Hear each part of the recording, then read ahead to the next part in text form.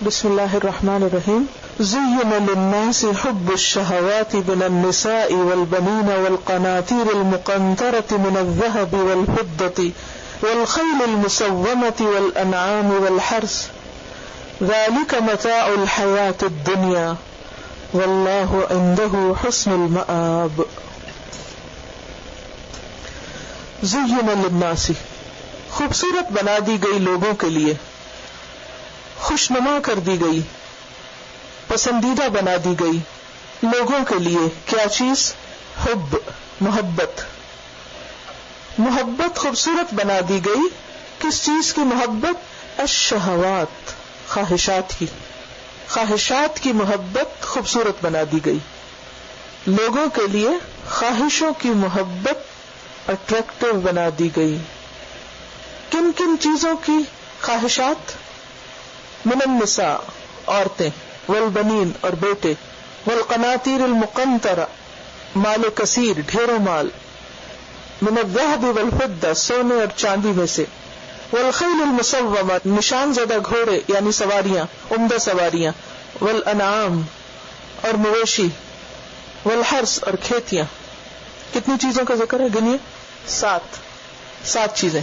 لیکن یہ صرف 7 نہیں ہیں، ان کی لسٹ کافی لمبی ہے، لیکن یہاں اللہ سبحانہ وتعالی نے جو ٹاپ پرائرٹی پر 7 چیزیں ہیں ان کا ذکر کیا ہے. ان 7 چیزوں کی جو خواہشات ہیں، ان خواہشات میں لوگوں کے لیے بڑی اٹریکشن، یعنی چاہے وہ چیزیں پاس ہیں یا نہیں، ان کی طرف جو طلب ہے، وہ طلب اور وہ خواہش اور ان کا شوق اور ان کی طرف رغبت، یہ خیال لوگوں کے دل میں بڑا خوش کن ہے. لوگ اس کے خیال سے بھی خوش ہوتے رہتے ہیں. یہاں یہ نہیں کہا گیا عورتوں کی محبت خوبصورت بنا دی گئی. کیا کہا گیا؟ خواہشات کی محبت. اور یہ خواہشات کن کن چیزوں سے متعلق ہو سکتی ہیں؟ یہ جن جن کا ذکر کیا گیا ہے. یعنی اس میں فرق ہے. کس میں؟ کسی چیز کی محبت میں اور اس چیز کی خواہش کی محبت میں. بعض اوقات یعنی تھوڑا سا سمجھنے میں مشکل ہو رہی ہے، شاید ذرا سا غور زیادہ کرنا پڑے. غور کرنا چاہیے کیونکہ معنی گہرا ہے. ایک ہوتی ہے چیزوں سے محبت. آپ کو اپنی چیزیں، مثلا آپ کو اپنا بیگ اچھا لگتا ہے، اپنے کپڑے اچھے لگتے ہیں، اپنی جیولری اچھی لگتی ہے، ٹھیک ہے نا. ایک ہے چیزوں کی محبت. دوسری ہے چیزوں کی خواہش سے محبت. چیزوں کی محبت تو اس وقت ہوتی ہے جب آپ کی ملکیت میں ہوں وہ، یا نہیں. یعنی آپ کے پاس ہے، آپ کی جیولری ہے، تو تب آپ کو اس سے ایک اور طرح کی محبت ہوگی. لیکن جیولری خواہ سونار کی جیولر کی دکان میں ہو تو بھی لوگوں کی جو خواہش ہے وہ اس میں ہوتی ہے، کتنا خوبصورت ہے، کتنا اٹریکٹیو. حالانکہ وہ آپ کا اپنا نہیں. عورتیں جب بازار میں جا رہی ہوں یا اسی طرح باقی چیزیں، تو ان چیزوں کی جو خواہش ہے وہ خواہش لوگ چھوڑنے کو تیار نہیں. وہ خواہش دلوں پہ چھائی ہوئی ہے، خواہش اندر سمائی ہوئی ہے.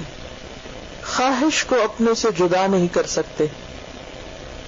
چیز ہو بھی سکتی ہے اور چیز نہیں بھی ہو سکتی، دونوں صورتوں میں. وہ ایک شاعر کہتا ہے، الہی مجھ سے جدا نہ ہو الفت لیلا. لیلا ایک سمبل ہے، لو سٹوری ہے، اس میں مجنون اور لیلا کا ذکر آتا ہے، وہ آپ نے بھی سنا ہوگا. تو اس میں جو لیلا ہے محبوبہ ہے مجنون کی، تو وہ کہتا ہے کہ اس کی جو محبت ہے الفت لیلا، وہ الفت مجھ سے نہ ہٹے، دور نہ ہو، یعنی محبت نہ نکلے میرے دل سے. کیونکہ وہ اس محبت کا جو تصور ہے اور یہ جو اس کے اندر جو گم ہے، اس کی وجہ سے جو ایک ذہنی عیاشی ہے، اس سے وہ الگ نہیں ہونا چاہتا. کیونکہ لیلا تو اس کے پاس ہے نہیں، تو کیا ہے اس کے پاس؟ لیلا کا خیال یا اس کی خواہش. تو کہتے ہیں کہ یار مجھ سے یہ خواہش نہ نکلے، میرے دل سے کبھی خواہش نہ ختم ہو. Be in love with the idea of being in love. ٹھیک ہے. تو زین للناس حب الشہوات. جب چیز آپ کے پاس ہوتی ہے تو بعض اوقات پھر اس کی محبت نہیں بھی رہتی، لیکن جو خواہش ہے نا، وہ ایسی بری چیز ہے کہ وہ مر کے بھی ختم نہ ہو. شاید نبی صلی اللہ علیہ وسلم کی ایک حدیث میں آتا ہے کہ اگر ابن آدم کے پاس 2 وادیاں بھی ہوں تو وہ کیا کہے گا، ایک تیسری بھی ہو. یعنی وہ جو مال کی محبت ہے، 2 وادیاں سونے کی بھری بھی آ جائے تو وہ محبت نہیں ختم ہوئی، وہ شہوت نہیں گئی. وہ کیا کہتا ہے ایک اور بھی آ جائے، وہ لالچ اپنی جگہ ہی برقرار ہے، چیز کے ہونے یا نہ ہونے سے فرق نہیں پڑا، اور فرمایا اس کا پیٹ صرف مٹی سے ہی بھرے گا، یہ خواہش مٹی میں جا کے ختم ہوگی. ایسا کیوں ہے؟ ایسا کیوں ہے کہ ان چیزوں کے اندر اٹریکشن رکھ دی گئی اور پھر انسانوں کا امتحان کر لیا گیا کہ اب بتاؤ کیا کرتے ہو. یہ سب چیزیں دنیا میں موجود ہیں، خوبصورت بھی ہیں، لوگ انہیں طلب بھی کرتے ہیں، اور پھر ان کی اٹریکشن بھی دلوں میں ڈالے گی. کوئی یہ نہیں کہہ سکتا کہ ان میں سے مجھے کوئی ایک چیز بھی پسند نہیں ہے، کوئی نہیں کہہ سکتا. اگر کوئی کہے گا تو جھوٹ کہے گا. ہو سکتا ہے کچھ لوگوں کے دل میں سب کی ہو اور کچھ کے دل میں کسی ایک چیز کی ہو یا دو کی یا زیادہ کی، لیکن کم و بیش ہر انسان کے اندر ایک ڈیزائر ضرور رکھی گئی. یہ نا رکھی کس نے ہے؟ اللہ نے رکھی ہے. کیوں رکھی؟ کیونکہ اللہ سبحانہ وتعالی سورۃ الکہف فرماتے انا جعلنا ما علی الارض زینۃ لہا، زمین پہ جو کچھ ہے سارے کا سارے زینت ہے، سب کے اندر ایک طرح سے اٹریکشن ہے، لیکن ان چیزوں کے اندر خاص اٹریکشن ہے. سوال یہ پیدا ہوتا ہے کہ کیوں رکھی گئی؟ سورۃ الملک میں آتا ہے خلق الموت والحیات لیبلوکم ایکم احسن عملا، اور وہیں پر آتا ہے انا زینا السماء الدنیا بمصابیح، کہ ہم نے آسمان دنیا کو زینت بخشی ہے. کس سے؟ ستاروں سے. ستاروں والے آسمان کے نیچے رہتے ہوئے انسان سے کیا مطالبہ ہے؟ ستاروں میں نہیں اٹکنا، ستاروں کی اٹریکشن میں نہیں پھنسنا، ستاروں سے آگے جہاں اور بھی ہیں، ہم اس سے آگے بھی بہت کچھ ہے، وہاں تک جانا ہے. تو زین للناس حب الشہوات، لوگوں کے لیے خوشنما بنا دی گئی خواہشوں کی محبت. سب سے پہلی چیز من النساء، عورتیں. یہاں حب النساء نہیں کہا گیا کیونکہ امتحان کے لیے، یعنی اگر اٹریکشن نہ ہو تو ہم ان چیزوں سے محبت کیوں کریں، اور اگر محبت نہ ہو تو طلب ہی نہ ہو، اور طلب ہی نہ ہو تو کوئی امتحان ہی نہیں. امتحان کب ہوتا ہے؟ جب طلب ہوتی، پھر انسان کو اپنا آپ کنٹرول کرنا پڑتا ہے اور ایک حد پہ رکھنا پڑتا ہے. تو حب النساء نہیں کہا کیونکہ بعض لوگ محض شہوت کی وجہ سے شادی کرتے ہیں، عورت کی محبت کی وجہ سے نہیں، صرف اپنی ضرورت پوری کرنے کے لیے، اور پھر اور کوئی چیز سامنے نہیں ہوتی، نہ کوئی شادی کا مقصد سامنے اور نہ ہی اس سے کوئی اور مطلب، بس ان کو صرف یہ ہوتا ہے کہ ہمیں ضرورت ہے اور ہم اس لیے شادی کر رہے ہیں. کون عورت ہے؟ اور بعض اوقات زنا کا سبب کیا چیز بنتی ہے؟ صرف شہوت بنتی ہے، اس سے کوئی فرق نہیں پڑتا. کیوں پراسٹیٹیوشن ہوتی ہے؟ اس کے پیچھے کیا ہے؟ شہوت ہی تو ہے، شہوت کی تکمیل ہے، کوئی مقصد تو نہیں ہے. اور تو اسی طرح بعض اوقات مرد شادی کرتے صرف شہوت اپنی پوری کرنے کے لیے، ان کے نزدیک خاندان بنانا کوئی اہمیت نہیں رکھتا، لہٰذا وہ پسند نہیں کرتے کہ بچے ہوں. تو یہ سارا فطرت سے ہٹ گیا نا، اور یہ انسان پوری طرح شیطان کے پھندے میں آ جاتا ہے. تو یہ پھر انسان کا امتحان ہو گیا کہ اللہ نے انسان کے اندر ڈیزائر بھی رکھی ہے، اور پھر ساتھ کیا حکم دیا؟ اس کو کنٹرول رکھو اور اس کو صرف حلال راستے سے ہی پوری کر سکتے ہو. اور پھر جیسے عورت کی محبت ہے تو شادی کا مقصد صرف شہوت پوری کرنا نہیں ہے. عورت جو ہے وہ کوئی ایک آبجیکٹ نہیں ہے، بلکہ وہ بھی ایک انسان ہے، اور اس کے پر حقوق رکھے اللہ تعالیٰ نے. اور پھر شادی کے بعد ایک خاندان بنانے کے لیے کہا گیا، اور پھر مرد کی ذمہ داریاں ڈالی گئی اس پر کہ تمہیں نان نفقے کا انتظام کرنا ہے، تمہیں ان کی تعلیم و تربیت کا انتظام کرنا ہے. لیکن جب لوگ شادی کر لیں اور باقی سب ذمہ داریاں بھول جائیں تو پھر کیا وہ اپنے امتحان میں پاس ہو گئے؟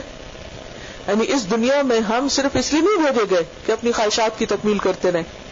ٹھیک ہے، اللہ نے یہ نہیں کہا کہ خواہشات کی تکمیل نہ کرو، لیکن اس زندگی گزارنے کا مقصد صرف خواہشات کی تکمیل نہیں ہے. شادی صرف عیش و عشرت کا نام نہیں ہے، اس سے آگے بھی کچھ ذمہ داریاں ہیں. تو حب الشہوات من النساء، اور پھر والبنین، بیٹے. بعض لوگوں کو بیٹے کی بہت خواہش ہوتی ہے اور بہت ہی زیادہ خواہش ہوتی، اور اس کے لیے معلوم نہیں کیا کیا کرتے. اگر بیٹا نہ دے اللہ عام طریقے سے، یعنی ایک نارمل طریقے سے، تو وہ پھر شرک تک میں مبتلا ہو جاتے ہیں اور پیروں کے پاس اور درباروں میں اور غیر اللہ سے جا کے مانگنے لگتے ہیں. اور بعض اوقات علاج کے ایسے ایسے طریقے اختیار کیے جاتے ہیں کہ جو حلال سے نکل کے حرام کی طرف چل پڑتے ہیں. تو یہ سب بھی کیا ہے؟ ایک طرح سے آزمائش، کیونکہ اللہ اولاد دے کے بھی آزماتا ہے اور نہ دے کے بھی آزماتا ہے.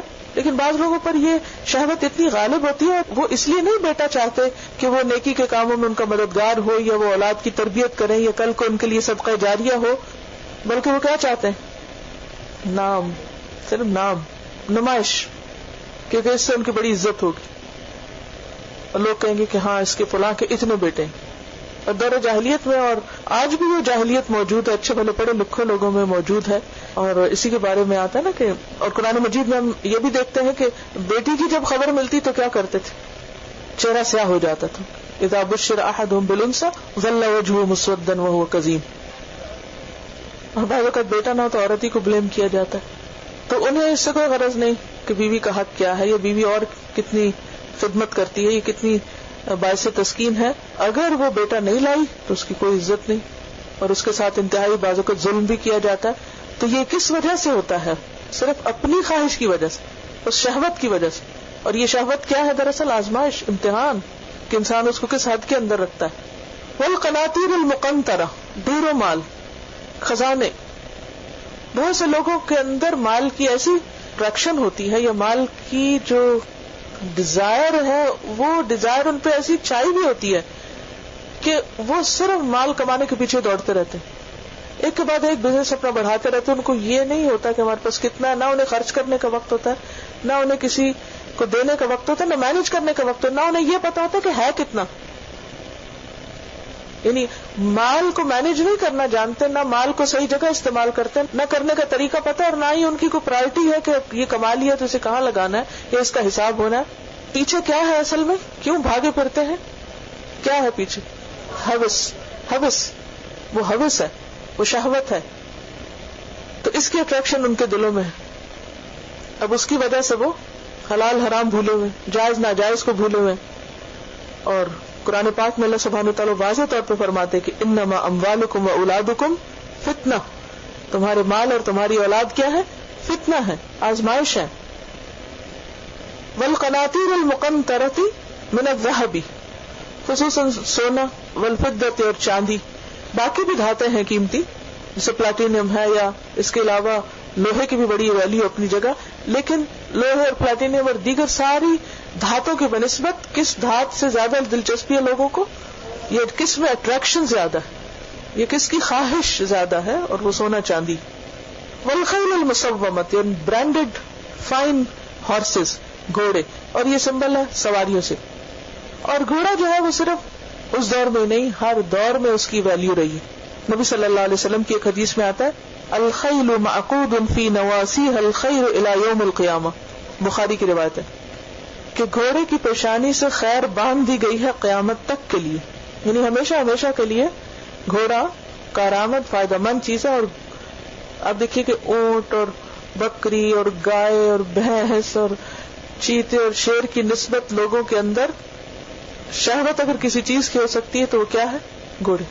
یعنی اگرچہ مال مویشی بھی اچھے لگتے ہیں، جب وہ بکریاں جیسے چرانے لے جاتے ہیں صبح کے وقت اور شام کو تو ان کا منظر اچھا لگتا ہے، ان کی تعداد گن کے بڑے خوش ہوتے ہیں. اور اب اتنی انکریز ہو گئی، اس سے بھی لوگوں کو توجہ ہوتی، لیکن اس سے زیادہ اسی لیے پرائرٹی پہ پہلے گھوڑا رکھا گیا. یا یہ نہیں کہا کہ لوگوں کو شیروں کی جو خواہش ہے یا چیتے جو ہے وہ ان کو بہت اچھے لگتے ہیں، ہرن کی خواہش بہت ان کے اندر چھائی ہوئی. نہیں، اگرچہ دیکھنے میں ہرن بڑا خوبصورت لگتا ہے اور بعض لوگ اس کا شکار بھی کرتے ہیں یا اس کے سینگ وغیرہ بھی سجاتے ہیں، لیکن جو محبت گھوڑوں سے ہے وہ ان سے نہیں. گھوڑوں کی ریسز اور بعض اوقات صرف فخر کے لیے.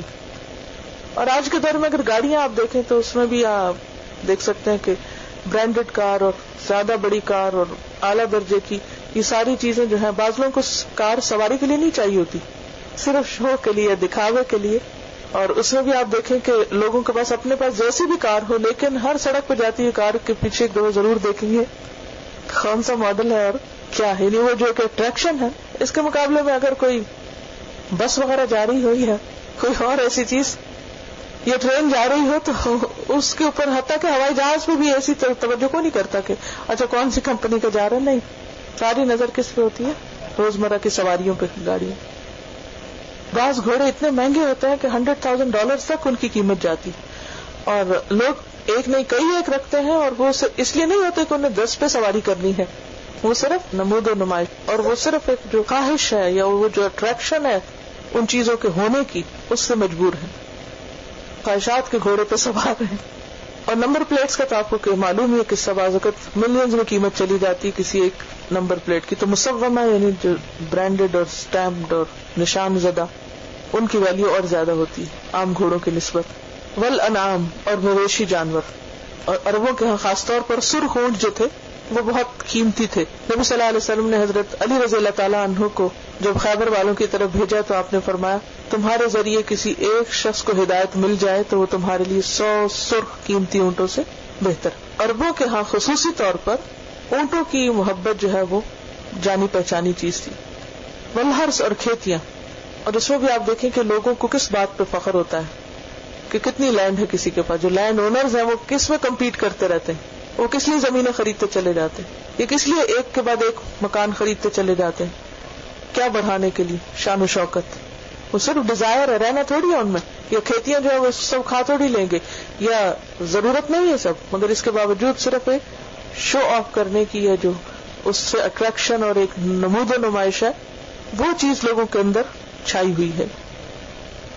ان سب چیزوں کا بیان کر کے اللہ سبحانہ و تعالیٰ فرماتے ہیں ذالک متاع الحیات الدنیا, یہ دنیا کی زندگی کا متاع ہے, یہ دنیا کی زندگی کا فائدہ ہے.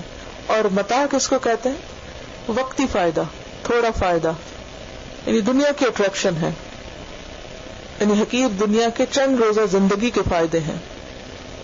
واللہ اور اللہ عندہ اس کے پاس حسن المآب بہترین ٹھکانہ ہے, بہترین جگہ ہے. یعنی اگر غور کیا جائے تو یہ ساری چیزیں کیا متاع ہیں, استعمال کی چیزیں, یہ دنیا کی ضروریات بھی ہیں. کوئی مرد اکیلا نہیں رہ سکتا, اس کے لیے عورت ایک ضرورت ہے, اسی طرح بچے بھی ایک ضرورت ہے. مال و دولت جو ہے یہ اکانومی کی بنیاد ہے, خاص طور پر گولڈ اور سلور جو ہے. پھر اسے سواری بھی انسان کی ضرورت ہے. باقی چیزیں جو انعام اور حرث ہیں, سسٹیننس ہے, رزق کا سامان ہے, کھانے پینے کے لیے گوشت بھی چاہیے اور کھیتیوں سے باقی کھانا پینا بھی چاہیے. لیکن ان کی جو شدید خواہش اور زیادہ کی خواہش ہے الہاکم التکاثر, اس نے ان سب چیزوں کو انسان کو مجبور کر دیا ہے, اس خواہش نفس نے, کہ ان کو مس یوز کرے. اور خصوصی طور پر آپ دیکھیں کہ موجودہ دور میں ان تمام چیزوں کو کس طرح ابیوز کیا جا رہا ہے. آپ عورتوں کے جو حقوق کی پامالی ہے وہاں سے آپ شروع کریں, اور بچوں کو ابیوز کرنا, اور اسی طرح مال و دولت کے اوپر جو کنٹرول ہے, اکانومی کا جو کنٹرول ہے چند ہاتھوں میں, اور باقی چیزیں بھی. تو ان سب چیزوں کو اللہ نے تو ایک نعمت بنا کے بھیجا تھا, لیکن انسانوں نے مس یوز کیا اور اپنے لیے دنیا میں بھی مصیبتیں کھڑی کی اور آخرت میں بھی پھر مشکل ہوگی. لیکن ساتھ ہی یہ بتا دیا کہ جس کے پاس جتنا ہے اسے صحیح طور پر صحیح ذریعے سے حاصل کرے, صحیح جگہ استعمال کرے, اور صرف دنیا ہی کے لیے استعمال نہ کرے, ان سب چیزوں سے اپنی آخرت بنانے کی فکر کرے. نبی صلی اللہ علیہ وسلم نے فرمایا نیک عورت کے بارے میں الدنیا کلھا متاع وخیر متاع الدنیا المرأۃ الصالحہ, دنیا ساری کی ساری متاع ہے, فائدے کی چیز ہے, لیکن سب سے بہترین متاع نیک عورت ہے, کہ جب تو اسے دیکھے تو خوش ہو, جب اسے حکم دے وہ تیری بات مانے. اور پھر بنین اولاد, اولاد آپ دیکھیں کہ انسان کی آنکھوں کی ٹھنڈک بھی ہوتی ہے, اور اس کے ساتھ ساتھ انسان اپنا علم اور اپنا جو ان کی تعلیم و تربیت پر اپنا سرمایہ اور وقت لگاتا ہے وہ اس کے لیے صدقہ جاریہ بھی بنتے ہیں, یہ بھی آخرت کمانے کا ذریعہ بن جاتے ہیں. قناطیر المقنطرہ من الذهب والفضہ, سونے اور چاندی میں زکات ہے, ان دونوں دھاتوں میں نا, باقیوں میں نہیں ہے. تو یہ زکات کا ادا کرنا اور صدقہ خیرات کرنا یہ کیا ہے انسان کے لیے دنیا میں بھی خیر و برکت لاتا ہے, اللہ تعالیٰ صدقات کو پسند کرتا ہے, یربی الصدقات پیچھے پڑھا آپ نے, اور آخرت میں بھی اجر کمانے کا ذریعہ ہے. اسی طرح آپ دیکھیے سواری جو ہے, نبی صلی اللہ علیہ وسلم نے سواری کی 3 قسمیں بتائیں. آپ نے فرمایا 3 طرح کی سواریاں ہیں. ایک سواری فخر کے لیے کہ جو صرف نمائش کے لیے آپ نے گاڑی کھڑی کی ہوئی کبھی چلا کے نہیں دیکھی, لوگ بعض اوقات خرید کر اس کو نمائش میں رکھ دیتے ہیں اور اس کو ہاتھ لگانے کے بھی چارج کرتے ہیں, وہ صرف نمائش کی گاڑی ہوتی ہے, چلانے کی نہیں. تو یہ کیا ہے؟ آپ صلی اللہ علیہ وسلم نے فرمایا کہ یہ انسان کے اوپر وزر ہے, بوجھ ہوگا, قیامت کے دن اس کا حساب دینا ہوگا, کیونکہ بھی مس یوز ہے ایک نعمت کا. دوسری سواری ہے جو ستر ہے, انسان کو ڈھانپتی ہے، یعنی اس کی مشکلات کو دور کرنے کے لیے. جیسے اپنے گھر کے کام کاج کے لیے ادھر ادھر آنے جانے کے لیے جو سواری انسان استعمال کرتا ہے وہ اس کی پردہ پوشی کرتی ہے، یعنی اس کو دوسروں کے سامنے بے آبرو نہیں کرتی، محتاج نہیں کرتی. تو سواری جو ہے اس سے انسان کی بہت سی ایسی ضروریات پوری ہوتی ہیں کہ جو ہم سب سمجھتے ہیں. بس اگر آپ کے پاس سواری نہیں اور آپ کسی شدید ضرورت میں مبتلا ہیں، آپ کسی کو اپنے نیبر کو کہتے ہیں، کسی کو کہتے ہیں مجھے سواری چاہیے، تو آپ کو بتانا بھی پڑتا ہے کہ کہاں جانا ہے. اب آپ بعض اوقات کسی ایسی جگہ جانا ہوتا ہے کہ جس کو آپ پسند نہیں کرتے کسی کو بتانا، اب آپ اس کی وجہ سے کیا ہے، وہ سطر نہیں رہا آپ کا. تو اپنے پاس سواری کا ہونا اور اچھی سواری ہونا کوئی عیب نہیں ہے، کوئی بری بات نہیں. اسلام یہ نہیں کہتا کہ آپ سواری نہ رکھو، آپ اچھی سے اچھی گاڑی رکھ سکتے ہو جس سے آپ کو کمفرٹ بھی ہو اور آپ کا کام آسان ہو، لیکن نمائش نہ ہو. اور تیسری قسم کی سواری آپ نے فرمایا، یعنی گھوڑے کے بارے میں فرمایا، وہ ہے جو فی سبیل اللہ ہے، اور یہ انسان کے لیے اجر ہے. یعنی 3 لفظ ہیں، وزر، اجر اور ستر. ٹھیک ہے، تو اجر کیا ہے؟ جو فی سبیل اللہ. آپ کے پاس بہت مال ہے، 2 گاڑیاں، آپ نے کیا کیا، ایک اپنے لیے رکھ لی اور ایک گاڑی دے دی فی سبیل اللہ. فی سبیل اللہ دینے کا مطلب کیا ہے کہ کوئی اس کو اللہ کے راستے میں استعمال کرے. جیسے پہلے زمانے میں لوگ گھوڑے جو تھے وہ جہاد کے لیے استعمال کرتے تھے. اور آج کے دور میں جہاد کیا ہے؟ سورۃ التوبہ کی آیت 111، فلولا نفر من كل فرقة منهم طائفة. نفر ہوتا ہے فوج کا نکلنا، اور یہاں طالب علموں کے لیے نفرہ کا لفظ استعمال ہو رہا ہے کہ ایک طرف جہاد تلوار کے ساتھ ہے اور دوسری طرف قلم کے ساتھ ہے. تو فی سبیل اللہ یعنی تعلیم اور تبلیغ اور دعویٰ کے کاموں میں ایسی سواریاں استعمال کرنا، یہ انسان کے لیے اجر کا باعث ہے. پھر اس کے بعد انعام اور حرث جو ہیں، ان کے ذریعے بھی انسان کیا کرتا ہے؟ اجر کماتا ہے. مثلا مویشیوں میں زکوٰۃ ہے نا، اونٹوں میں، گائے بھینس میں، بکری میں، ان میں زکوٰۃ ہے. گھوڑے پر زکوٰۃ نہیں ہے. بل حرث، کھیتی جو کچھ لاتی ہے اس پر عشر ہے. تو یہ زکوٰۃ اور عشر دے کر مال میں سے، مویشی میں سے، کھیت میں سے آپ کیا کما سکتے ہیں؟ اجر کما سکتے ہیں. کہاں کے لیے؟ آخرت کے لیے. واللہ عندہ حسن المآب، اللہ کے پاس بہترین ٹھکانہ ہے، لوٹنے کی بہترین جگہ ہے. لہذا ایک بندہ مومن کیا کہتا ہے، اس کی دعائیں کیا ہوتی ہیں؟ ربنا آتنا فی الدنیا حسنۃ وفی الآخرۃ حسنۃ وقنا عذاب النار. کہ اللہ دنیا میں بھی نعمتیں دے، دنیا میں بھی بھلائی دے، کیونکہ دنیا میں ریسورسز ہوں گے، مینز ہوں گے، تو آپ آخرت بھی کما سکتے ہیں. اگر آپ کے اپنے پاس کھانے کو کچھ نہیں ہے تو آپ صدقہ کہاں سے کریں گے؟ اگر آپ کے پاس گاڑی نہیں تو آپ کسی کو رائڈ کہاں سے دے سکیں گے اور ثواب کہاں سے کما سکیں گے؟ اسی طرح اگر آپ کے بچے نہیں ہیں تو پھر آپ وہ جو محنت ان پہ کر کے اجر کمانے والے تھے وہ نہیں کما سکتے، تو آپ پھر کیا کریں؟ اس کا کوئی آلٹرنیٹ ڈھونڈے، اوروں کے بچوں کو پڑھائیں یا ان کو صدقہ جاریہ بنائیں. اس لیے آپ نے دیکھا ہوگا کہ جن کی اپنی اولاد نہیں ہوتی وہ خاندان میں سے یا اور لوگوں میں سے بچوں کو لے کے پال کے ان کے اوپر خرچ کر کے اپنے اس اجر کو جو آخرت کے لیے وہ حاصل کر لیتے. تو خلاصہ یہ ہے کہ یہ ساری چیزیں اللہ نے بندوں کی ضرورت کے لیے بنائی ہیں. بندے ان کی خواہش میں اس حد تک بڑھ گئے کہ ان کو مس یوز کرنا شروع کر دیا. پھر یہ کہ یہ صرف دنیا کمانے اور دنیا آسان کرنے کا ذریعہ نہیں ہے، ان سے مقصود اور مطلوب آخرت ہونی چاہیے. کیونکہ اگر دنیا میں کسی کو یہ ساری چیزیں بھی مل جائیں اور وہ ان سب چیزوں سے بھرپور فائدہ بھی اٹھا رہا ہو، تب بھی انسان کو ہمیشہ یہاں نہیں رہنا، وہ ان چیزوں کو چھوڑ جائے گا. یا پھر کیا ہوتا ہے، کبھی یہ چیزیں انسان کو چھوڑ جاتی ہیں. ہوتا نا ایسے کہ آپ بہت مالدار تھے، ایک مصیبت آئی خدا نخواستہ، اور کیا ہوا، سب کچھ چلا گیا. دنیا کی ان نعمتوں کو پا کر کوئی شخص اکڑ میں، غرور میں مبتلا نہ ہو کہ میں نے تو اب دنیا میں ہی جنت بنا لی ہے، مجھے آخرت کی فکر نہیں. جس سورۃ الکہف میں آتا ہے کہ ایک شخص کے پاس 2 باغ تھے، تو وہ اپنے دوسرے دوست کے اوپر بہت دھونس جما رہا تھا کہ میرے پاس یہ سب کچھ ہے اور میں سمجھتا ہوں کہ یہ ہمیشہ میرے پاس رہے گا اور کبھی ختم نہیں ہوگا. تو یہ انسان کا دھوکہ ہے. تو اس دھوکے سے نکلنے کی ضرورت ہے. حضرت عمر فاروق کہا کرتے تھے، ان کے سامنے جب یہ آیت پڑھی گئی تو انہوں نے کہا، اللہم انا لا نستطیع الا ان نفرح بما زینتہ لنا. اے اللہ، یہ نہیں ہو سکتا کہ جن چیزوں کو تو نے ہمارے لیے اٹریکٹیو بنا دیا ان کو دیکھ کے ہم خوش نہ ہوں. ان کو دیکھ کے ہم خوش ہوں گے کیونکہ تو نے خوبصورت بنایا ہمارے لیے ان کو.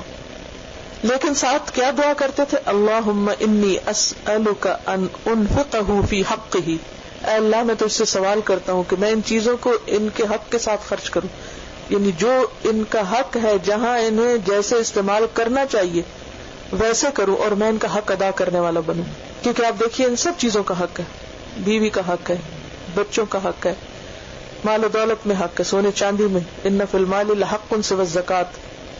پھر اسی طرح گھوڑے کا حق ہے، سواری کا بھی حق ہے، پھر انعام کا حق ہے، کھیت کا حق ہے. اگر آپ اس میں کچھ اگائیں گے نہیں تو زمین بنجر پڑی رہی تو وہ بھی آپ کے اوپر ایک وزر ہے. نیکی یہ نہیں کہ انسان کہے کہ میں ان سب چیزوں سے بے رغبت ہوتا ہوں، میں ان کو تو کچھ نہیں سمجھتا اور کوئی میں اسٹرگل نہیں کرتا، نہ میں شادی کروں گا، مجھے اولاد بھی نہیں چاہیے، اور میں کبھی تو جیولری نہیں پہنوں گا، اور نہ مجھے سونے چاندی سے کوئی قرض ہے، اور سواری کی کیا ضرورت ہے، پیدل بھی انسان بہت کچھ کر سکتا ہے، اور مویشی تو دور جاہلیت میں لوگ رکھتے تھے، اور کھیتیاں تو گاؤں کے لوگوں کی ہوتی ہیں، مجھے تو کچھ نہیں چاہیے، میں تو بس اللہ اللہ کرنے والا ہوں. نہیں، یہ سب چیزیں ضرورت ہیں، ان کو دھتکارنا یا ان کو نفرت ان سے کرنا یہ درست نہیں. ان کو پانے کی کوشش جائز حد تک کرنا، اور کیا ہے جائز کہ جس میں انسان اللہ کو نہ بھولے، اور ان کو پا کر ان پہ خوش ہونا یہ بھی جائز ہے، لیکن ایسی خوشی نہ ہو کہ پھر اللہ کو بھول جائے. کیونکہ اولاد اور مال فتنہ ہے، تو وہ فتنہ کیا ہے کہ جیسے قرآن پاک میں آتا ہے کہ لا تلہکم اموالکم ولا اولادکم عن ذکر اللہ. اے ایمان والو، تمہارے مال اور اولاد تم کو اللہ کے ذکر سے غافل نہ کریں. تو یہ ہے اصل چیز کہ انسان کے اندر ان چیزوں کی خواہش ایک فطری چیز ہے. کیا ہے؟ فطری چیز ہے. کسی بھی چیز کی خوبصورتی اور چمک دمک انسان کو اپنی طرف کھینچتی ہے، اٹریکٹ کرتی ہے. ظاہری بیوٹی بھی انسان کو اپنی طرف مائل کرتی ہے.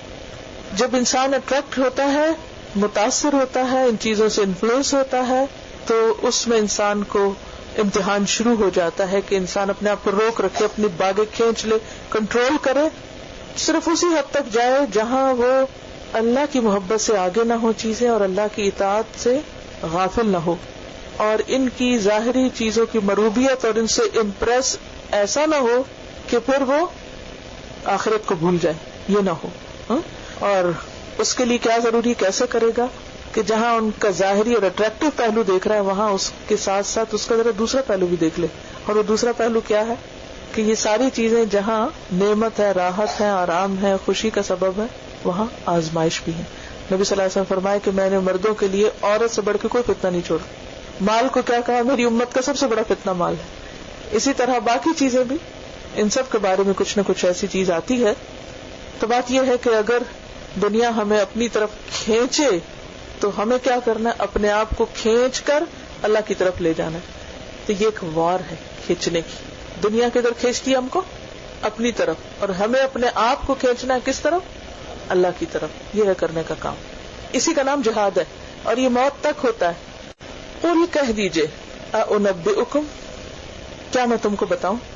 ویسے تو سارے احکامات بتانے کے لیے ہیں. بلغ ما انزل الیک من ربک، پہنچا دیجئے جو بھی آپ کی طرف آیا آپ کے رب کی طرف سے. لیکن یا ایھا الذین آمنوا کی طرح جن آیات کے شروع میں قل آتا ہے وہ بھی بڑی اہم ہوتی، یعنی خاص طور پر پہنچانے کی تاکید کے لیے آ رہا ہے. یہاں اہم بات ہے.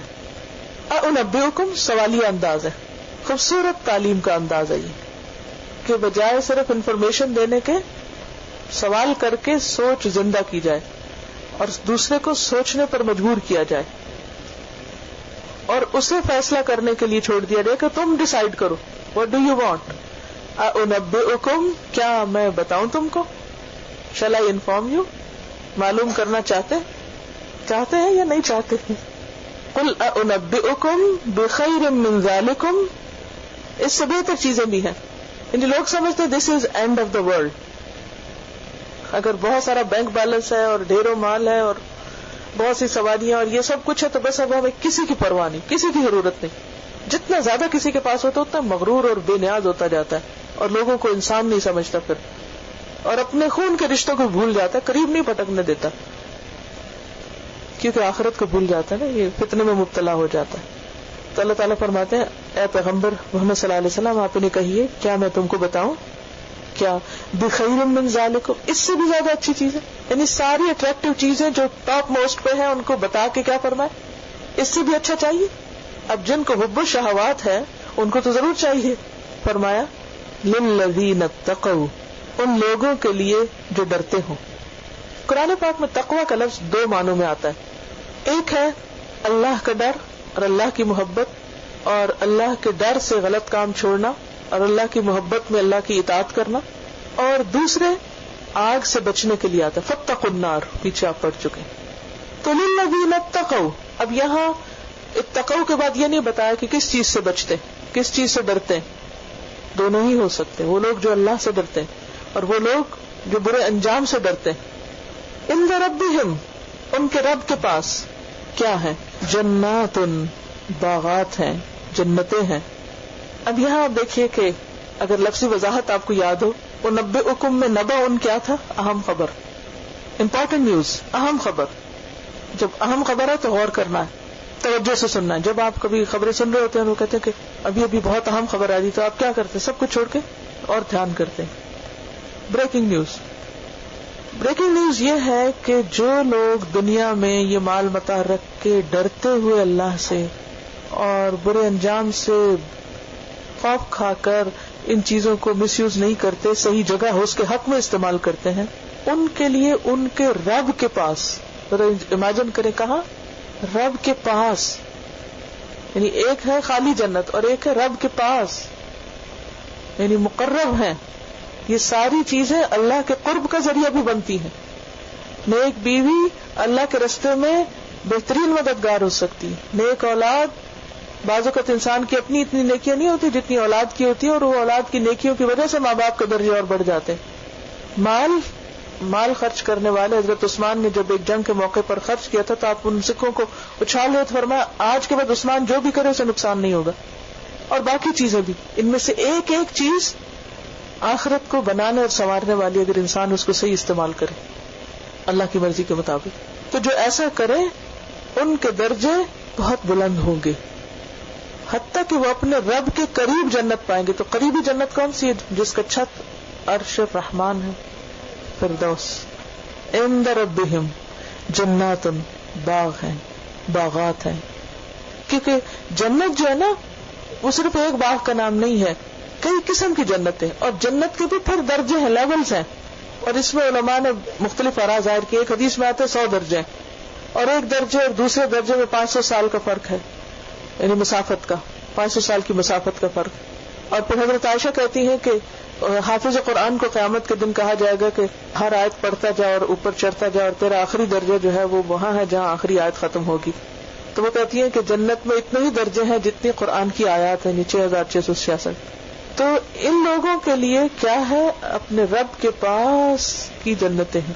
اب آپ کہیں گے اتنے سارے لوگ اچھے کام کریں تو پھر سب کی جنت، تو سب کیسے رب کے قریب ہو سکتے ہیں؟ تو اس بات کو نبی صلی اللہ علیہ وسلم نے ایک مثال سے سمجھایا تھا کہ جیسے 14ویں کا چاند نکلتا ہے، ساری دنیا میں مل کے دیکھے تو کیا ہوتا ہے؟ کوئی فرق پڑتا ہے؟ جب آپ کبھی ٹریول کر رہے تھے رات کو تو ایسا لگتا ہے چاند آپ کے ساتھ ساتھ چل رہا ہے. اصل میں ہمیں اللہ تعالیٰ کی عظمت کا صحیح اندازہ ہی نہیں، اس لیے ہم اپنے حساب سے سوچتے ہیں کہ اگر ایک پاس چلا گیا اللہ کے تو دوسرے کو تو جگہ نہیں ملے گی، تو وہ تو شاید پیچھے کر دیا جائے. نہیں، جنات، باغات ہیں رب کے پاس. اور پھر آپ نے دیکھا ہوگا سورۃ الرحمن میں بھی آتا ہے 2 جنتیں ہیں، اور پھر حدیث میں آتا ہے 2 جنتیں سونے کی اور 2 چاندی کی. اصل میں بات یہ کہ کوئی شخص اندازہ ہی نہیں کر سکتا کہ جنت ہے کیا، وہ اللہ نے چھپا کے رکھی سرپرائز. جنات، کیسی جنتیں؟ تجری من تحتها الانہار، جن کے نیچے نہریں بہتی ہیں، شوق دلائے بھرپور. خالدین فیہا، جس میں وہ ہمیشہ رہیں گے. دنیا کیا ہے؟ متاع قلیل، اور آخرت کیا ہے؟ ہمیشہ کی. وازواج مطہرہ، اور پاکیزہ بیویاں ہیں، پاک دامن، حسی اور مانوی طور پر. حسی کیسے پاک ہے؟ یعنی دنیا کی جتنے بھی نجس وغیرہ چیزیں ہیں، انسان کے اندر جو غلاظتیں اور گندگیاں ہیں، جنت میں اس میں سے کچھ بھی نہیں ہوگا. اور مانوی طور پر یعنی پاک دامن ہے، باعفت ہے، پاک سیرت ہے، یعنی خراب عورتیں نہیں. مطہرہ. ورضوان، اور رضامندی، من اللہ، اللہ کی طرف سے. اللہ تعالیٰ اہل جنت سے فرمائے گا اے اہل جنت، جنت والے جواب دیں گے لبیک ربنا وسعدیک والخیر فی یدیک. اللہ تعالیٰ تو صرف کیا فرمائیں گے؟ یا اہل الجنہ، اے جنت والو. اور جنت والے اتنا شوق رکھتے ہوں گے اللہ سے بات کرنے کا کہ اللہ تعالیٰ پکارے گا تو فوراً کیا کہیں گے؟ لبیک ربنا وسعدیک والخیر فی یدیک. لبیک اے ہمارے رب، وسعدیک، سعدیک سعد یعنی خوش قسمتی، والخیر فی یدیک، یعنی کہ ہم خوشی سے تیری طرف آتے ہیں. والخیر فی یدیک، اور خیر تیرے ہی دونوں ہاتھوں میں، یعنی خیر تیرے ہی پاس ہے. تو اللہ تعالیٰ پھر ان سے کہے گا کیا تم راضی ہو، خوش ہو، اور کچھ چاہیے؟ تو وہ کہیں گے اے ہمارے رب اس سے بڑھ کر کیا چیز ہے، یعنی سب کچھ تو نے دے دیا ہمیں. تو متفق علیہ روایت میں آتا ہے کہ اللہ تعالیٰ فرمائیں گے میں تم پر اپنی خوشنودی نازل کروں گا. انی احل علیکم رضوانی فلا اسخط علیکم بعدہ ابدا، اور اس کے بعد کبھی بھی تم سے ناراض نہیں ہوں گا. دنیا میں کیا ہوتا ہے، جب ہم نیک کام کرتے ہیں تو اللہ تعالیٰ کو خوش کرتے ہیں. اچھا پھر کیا کرتے ہیں، انسان ہونے کے ناطے کمزور ہیں، پھر کوئی گڑبڑ کر جاتے ہیں تو اس سے اللہ کو ناراض کر دیتے ہیں. لیکن جب الٹیمیٹلی انسان اس جنگ سے پار ہو کے جنت میں پہنچے گا تو اس وقت اللہ کی رضامندی حاصل ہوگی، جس کے بعد کبھی اللہ تعالیٰ ناراض نہیں ہوگا. اور اس سے بڑھ کر انسان کی خوشی کیا ہو سکتی ہے کہ انسان کو یہ خوشخبری مل جائے اللہ راضی ہو گیا اسے. اب دیکھیے ہر روز یہ بےچینی لگتی ہے نا، پتہ نہیں اللہ راضی ہے کہ نہیں، پتہ نہیں جو کر رہے ہیں یہ قبول ہے کہ نہیں، پتہ نہیں جو کر رہے ہیں وہ اس کو پسند ہے یا نہیں، پتہ نہیں ہماری محنت کسی کام لگے گی یا نہیں، پتہ نہیں ایسے تو نہیں کام کر رہے کہ جس سے ہم اللہ کو خوش نہ کر رہے ہوں. یہ پریشانی لگتی ہے نا، اور لگنی چاہیے، لگی رہنی چاہیے، حتیٰ کہ ہم کچھ کرتے رہیں گے نا، اگر لگے گی نہیں تو کام بھی نہیں کریں گے. یہ چیز تو موٹیویٹ کرتی ہے پھر کچھ کرنے کے، اٹھا کے بٹھاتی ہے. تو قیامت کی سب سے بڑی خوشی، جنت کی سب سے بڑی نعمت، ایک اور جگہ آتا ہے وَرِضْوَانٌ مِّنَ اللَّهِ اکبر، اللہ کا راضی ہو جانا، خوش ہو جانا. کیونکہ صحابہ کو تو دنیا میں خوشخبری مل گئی تھی، رضی اللہ عنہم ورضوا عنہ، وہ اللہ سے راضی ہیں، اللہ ان سے راضی ہے. تو خوش قسمت لوگ. ہمارے پاس کوئی ذریعہ نہیں جاننے کا، الا یہ کہ ہم بس کوشش کرتے رہیں کہ وہ ہم سے راضی رہے، اور جان بوجھ کے اس کی نافرمانی کے کام نہیں کرے، اور جس بات کا پتہ چل جائے اس کو پسند نہیں بس چھوڑ دیں اس کو، چاہے وہ کتنی ہی محبوب کیوں نہ ہو. یہی امتحان ہے نا. اور اللہ تعالیٰ بار بار چیزوں کی محبت دل میں ڈال کے انسان کو آزماتا رہتا ہے. وَرِضْوَانٌ مِّنَ اللَّهِ، اور اللہ کی رضامندی. سورۃ یونس میں آتا ہے لِلَّذِينَ أَحْسَنُوا الْحُسْنَى وَزِيَادَةٌ، جو لوگ اچھا کرتے ہیں ان کے لیے اچھائی ہے، خوبصورتی ہے، وہ زیادہ اور زیادہ بھی ہے، اور وہ اللہ کا دیدار ہے، جس کو پا کر اللہ کا رضامندی والا چہرہ دیکھ کر کبھی بھی غمگین نہیں ہوں گے پھر اس کے بعد. کیونکہ بندہ مومن اس سے کم کسی چیز پر راضی نہیں ہوتا کہ اس کا رب اس سے راضی ہے. کتنی بھی کوشش کر لے وہ کبھی مطمئن نہیں ہوتا، نہ ہو سکتا، نہ ہونا چاہیے، جب تک کہ اس کو یہ پکار نہ آ جائے کہ تمہارا رب تم سے راضی ہو. اگر چمرتے وقت بندہ مومن کو خوشخبری ملے گی ایتھا النفس المطمئنہ ارجعی الی ربک راضیۃ مرضیہ، اے نفس مطمئنہ چلو اپنے رب کی طرف لوٹ چلو، واپس چلو، واپسی کا وقت آ گیا، بہت کام کر لیے، اس حال میں کہ تو اپنے رب سے راضی اور رب تجھ سے راضی. ورضوان من اللہ واللہ بصیر بالعباد، اور اللہ اپنے بندوں کو دیکھنے والا ہے. بالعباد، عبد کی جمع ہے، سارے بندے جتنے بھی ہیں ساری مخلوق کو دیکھتا ہے. اور یہ جو بصیر ہے یہ دو طرح سے، علم کے اعتبار سے اور نظر کے اعتبار سے، یعنی اللہ کو معلوم بھی ہے اور اللہ اپنی آنکھ سے بھی دیکھ رہا ہے. کیا دیکھ رہا ہے کہ کون دنیا چاہتا ہے اور کون آخرت، کون ہے جو اللہ کو بھول کر ان چیزوں کی خواہشات کے پیچھے دوڑ رہا ہے، کس کے دل میں ان چیزوں کی خواہش اللہ کی محبت سے بڑھ گئی، اور کون ہے جو ہر حال میں اللہ کی رضامندی ہی کو مقدم رکھتے ہیں. یہ دیکھ رہا ہے کیونکہ فیصلہ اس نے کرنا ہے، کوئی اور نہیں کرے گا. کون ہے وہ لوگ خوش قسمت جن سے اللہ راضی ہوگا؟ الذین، یہ وہ لوگ ہیں یقولون، جو کہتے ہیں کیا، ربنا، اے ہمارے رب. اور یہ زبان سے بھی کہتے ہیں اور اعتقاد بھی ہے، ان کا یقین بھی ہے، دل سے کہتے ہیں. کیا کہتے ہیں؟ اننا آمنا، بے شک ہم ایمان لے آئے. اے اللہ تجھ کو مانتے ہیں، تیرے فرشتوں کو مانتے ہیں، تیری کتابوں کو، رسولوں کو، آخرت کے دن کو، تقدیر کو، جیسے آپ نے پیچھے پڑھا آمن الرسول بما انزل الیہ. اور یہ قدر کا لفظ ہے نا تقدیر والا، یہ حدیث جبریل سے پتہ چلتا ہے. اننا آمنا، بے شک ہم ایمان لے آئے. کیسا ایمان کو بتائے؟ ایمان کامل، ان تمام چیزوں پر ایمان، اور صرف زبان سے، دل سے، اعتقاد سے، پورا اعتقاد ہو. آپ نے کبھی لفظ ایگنوسٹکس سنا؟ کون ہوتے agnostics? They don't believe in prophets, they believe only in God. اور وہ بھی بلیو پتہ کیا ہوتا ہے؟ صرف اتنا ہوتا ہے کہ اگر یعنی ان کا اصل بنیاد کیا ہوتی ہے کہ ویسے خدا ہے کوئی نہیں اور آخرت بھی کوئی نہیں, لیکن جسٹ ان کیس ہو تو ہم مانتے ہیں کہ کوئی ہے سپریم پاور, دیٹس اٹ. اور وہ بھی زبان سے ہوتا ہے, دل سے یقین نہیں ہوتا. ایک تو ہوتا ہے ایتھیسٹ. ایتھیسٹ کون ہوتے؟ کوئی خدا رسول آخرت کچھ بھی نہیں, ٹوٹلی آؤٹ. لیکن اس کے مقابلے میں اگنوسٹکس وہ ہوتے ہیں کہ جو زبان سے کہہ دیتے ہیں ہاں ہم مانتے ہیں خدا ہے, لیکن نہ تو دل سے مانتے اور نہ ہی خدا نے جو کچھ بھیجا اس کو مانتے. اور یہ ماننا کیوں ماننا ہے؟ Just to be on safe side, just in case کہ مرنے کے بعد اگر آخرت کوئی ہوئی اور خدا ہوا تو پھر ہم کہیں کہ ہم مانتے تو تھے آپ کو, اب ہم کو بخش دیجیے. جیسے سورۃ کہف میں وہ 2 باغ والے کا قصہ آتا ہے نا, تو اس میں وہ آتا ہے کہ میں اظن الساعۃ قائمۃ, میرا نہیں خیال قیامت آئے گی, لیکن ساتھ ہی کیا کہتے ہیں ولا ان رددت الی ربی, اگر میں اپنے رب کی طرف, آخرت کو نہیں مان رہا, ولا ان رددت الی ربی, اپنے رب کی طرف لوٹا, لاجدن خیرا منها منقلبا, تو میرا انجام اس سے بھی زیادہ اچھا ہوگا. اب مسلمانوں میں آپ کو کئی ایسے لوگ بھی ملیں گے جو صرف اس حد تک مانتے ہیں آخرت کو اور خدا کو اور بس اس سے آگے نہیں, تو یہ ایمان نہیں ہوتا. ایسے لوگ مسلمان گھرانوں میں بھی پیدا ہو تو مسلمانوں کی کیٹیگری میں فال نہیں کرتے. یقولون ربنا اننا آمنا, ہم واقعی ایمان لائے ہیں, ہم مانتے ہیں. اور ایمان کا اعلان بھی ضروری ہے, وہ زبان سے کہتے ہیں, اوپنلی ڈکلیئر کرتے ہیں. دیکھیے یقولون ہے جو قول کے لیے آتا ہے, فاغفر لنا, تو ہمیں بخش دے, ہمیں معاف کر دے, ہمارے گناہ ڈھانپ دے, ذنوبنا, ہمارے گناہوں کو, وقنا عذاب النار, اور ہمیں آگ کے عذاب سے بچا. یہ ایمان ہی ہے جو انسان کے اندر اپنی غلطی کا احساس پیدا کرتا ہے, اور پھر انسان اس کا اعتراف بھی کرتا ہے, مانتا بھی ہے اس کو.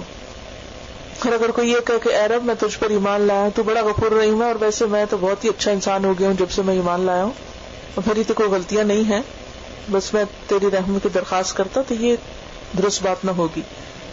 اور ویسے بھی آپ دیکھیے کہ دعا بندے کو اللہ سے قریب کرتی ہے. دعا کیا سرگوشیاں ہیں بندے کی, کس سے؟ اللہ سے, جس میں بیچ میں اور کوئی نہیں ہوتا. آپ ہوتے ہیں اور آپ کا رب ہوتا ہے. یہ آپ کے سیکریٹس ہوتے ہیں جو آپ اپنے رب سے شیئر کرتے ہیں, اور یہ سیکریٹس کون شیئر کرتا ہے؟ جس سے اللہ سے محبت ہوتی ہے. جہاں سے ایک بات یہ بھی پتہ چلتی ہے کہ ایمان جو ہے وہ بخشش کا ذریعہ بنتا ہے, کیونکہ جہنم میں جب ایمان والوں میں سے کچھ جائیں گے اپنے غلط اعمال کی بنا پر, تو بالآخر وہ جہنم سے نکال لیے جائیں گے. حتیٰ کہ اگر کسی کے دل میں ذرہ برابر بھی ایمان ہوگا تو کیا ہوگا؟ ایک نہ ایک دن نکال لیا جائے گا. بخشش کی بہت سی دعائیں ہیں, ان میں سے ایک بہت خوبصورت دعا ہے, پرانی اور مسنون دعائیں, ان میں لکھی ہوگی اللہم اغفر لی ذنبی کلہ دقہ وجلہ واولہ وآخرہ وعلانیتہ وسرہ. بخاری کی روایت, بہت جامع دعا ہے. اے اللہ مجھے بخش دے میرے گناہ سارے کے سارے, دقہ وجلہ, چھوٹے اور بڑے, اولہ وآخرہ, اور پہلے اور آخری, علانیتہ وسرہ, علانیہ اور چھپے ہوئے, اللہ سارے معاف کر دے. یہ کون لوگ ہیں جن کے پاس مال و دولت ہے, سب کچھ ہے, وہ نعمتیں ہیں دنیا کی, لیکن ان کے دلوں کا حال کیا ہے, اور ان کی زبانیں کیا کہتی ہیں, وہ کیا مانگتے ہیں, وہ کیا چاہتے ہیں؟ آخرت کی بخشش. کچھ لوگ ہیں نا ان کے پاس کتنا بھی ہو پھر وہ مزید اور دنیا کا مانگے جاتے. ومنهم من يقول ربنا آتنا في الدنيا وما له في الآخرة من خلاق, صرف دنیا مانگتے, آخرت میں کچھ نہیں ملے گا پھر. اور پھر یہ کون ہیں جن کے لیے جنت ہے؟ الصابرین. سب سے پہلی صفت صبر.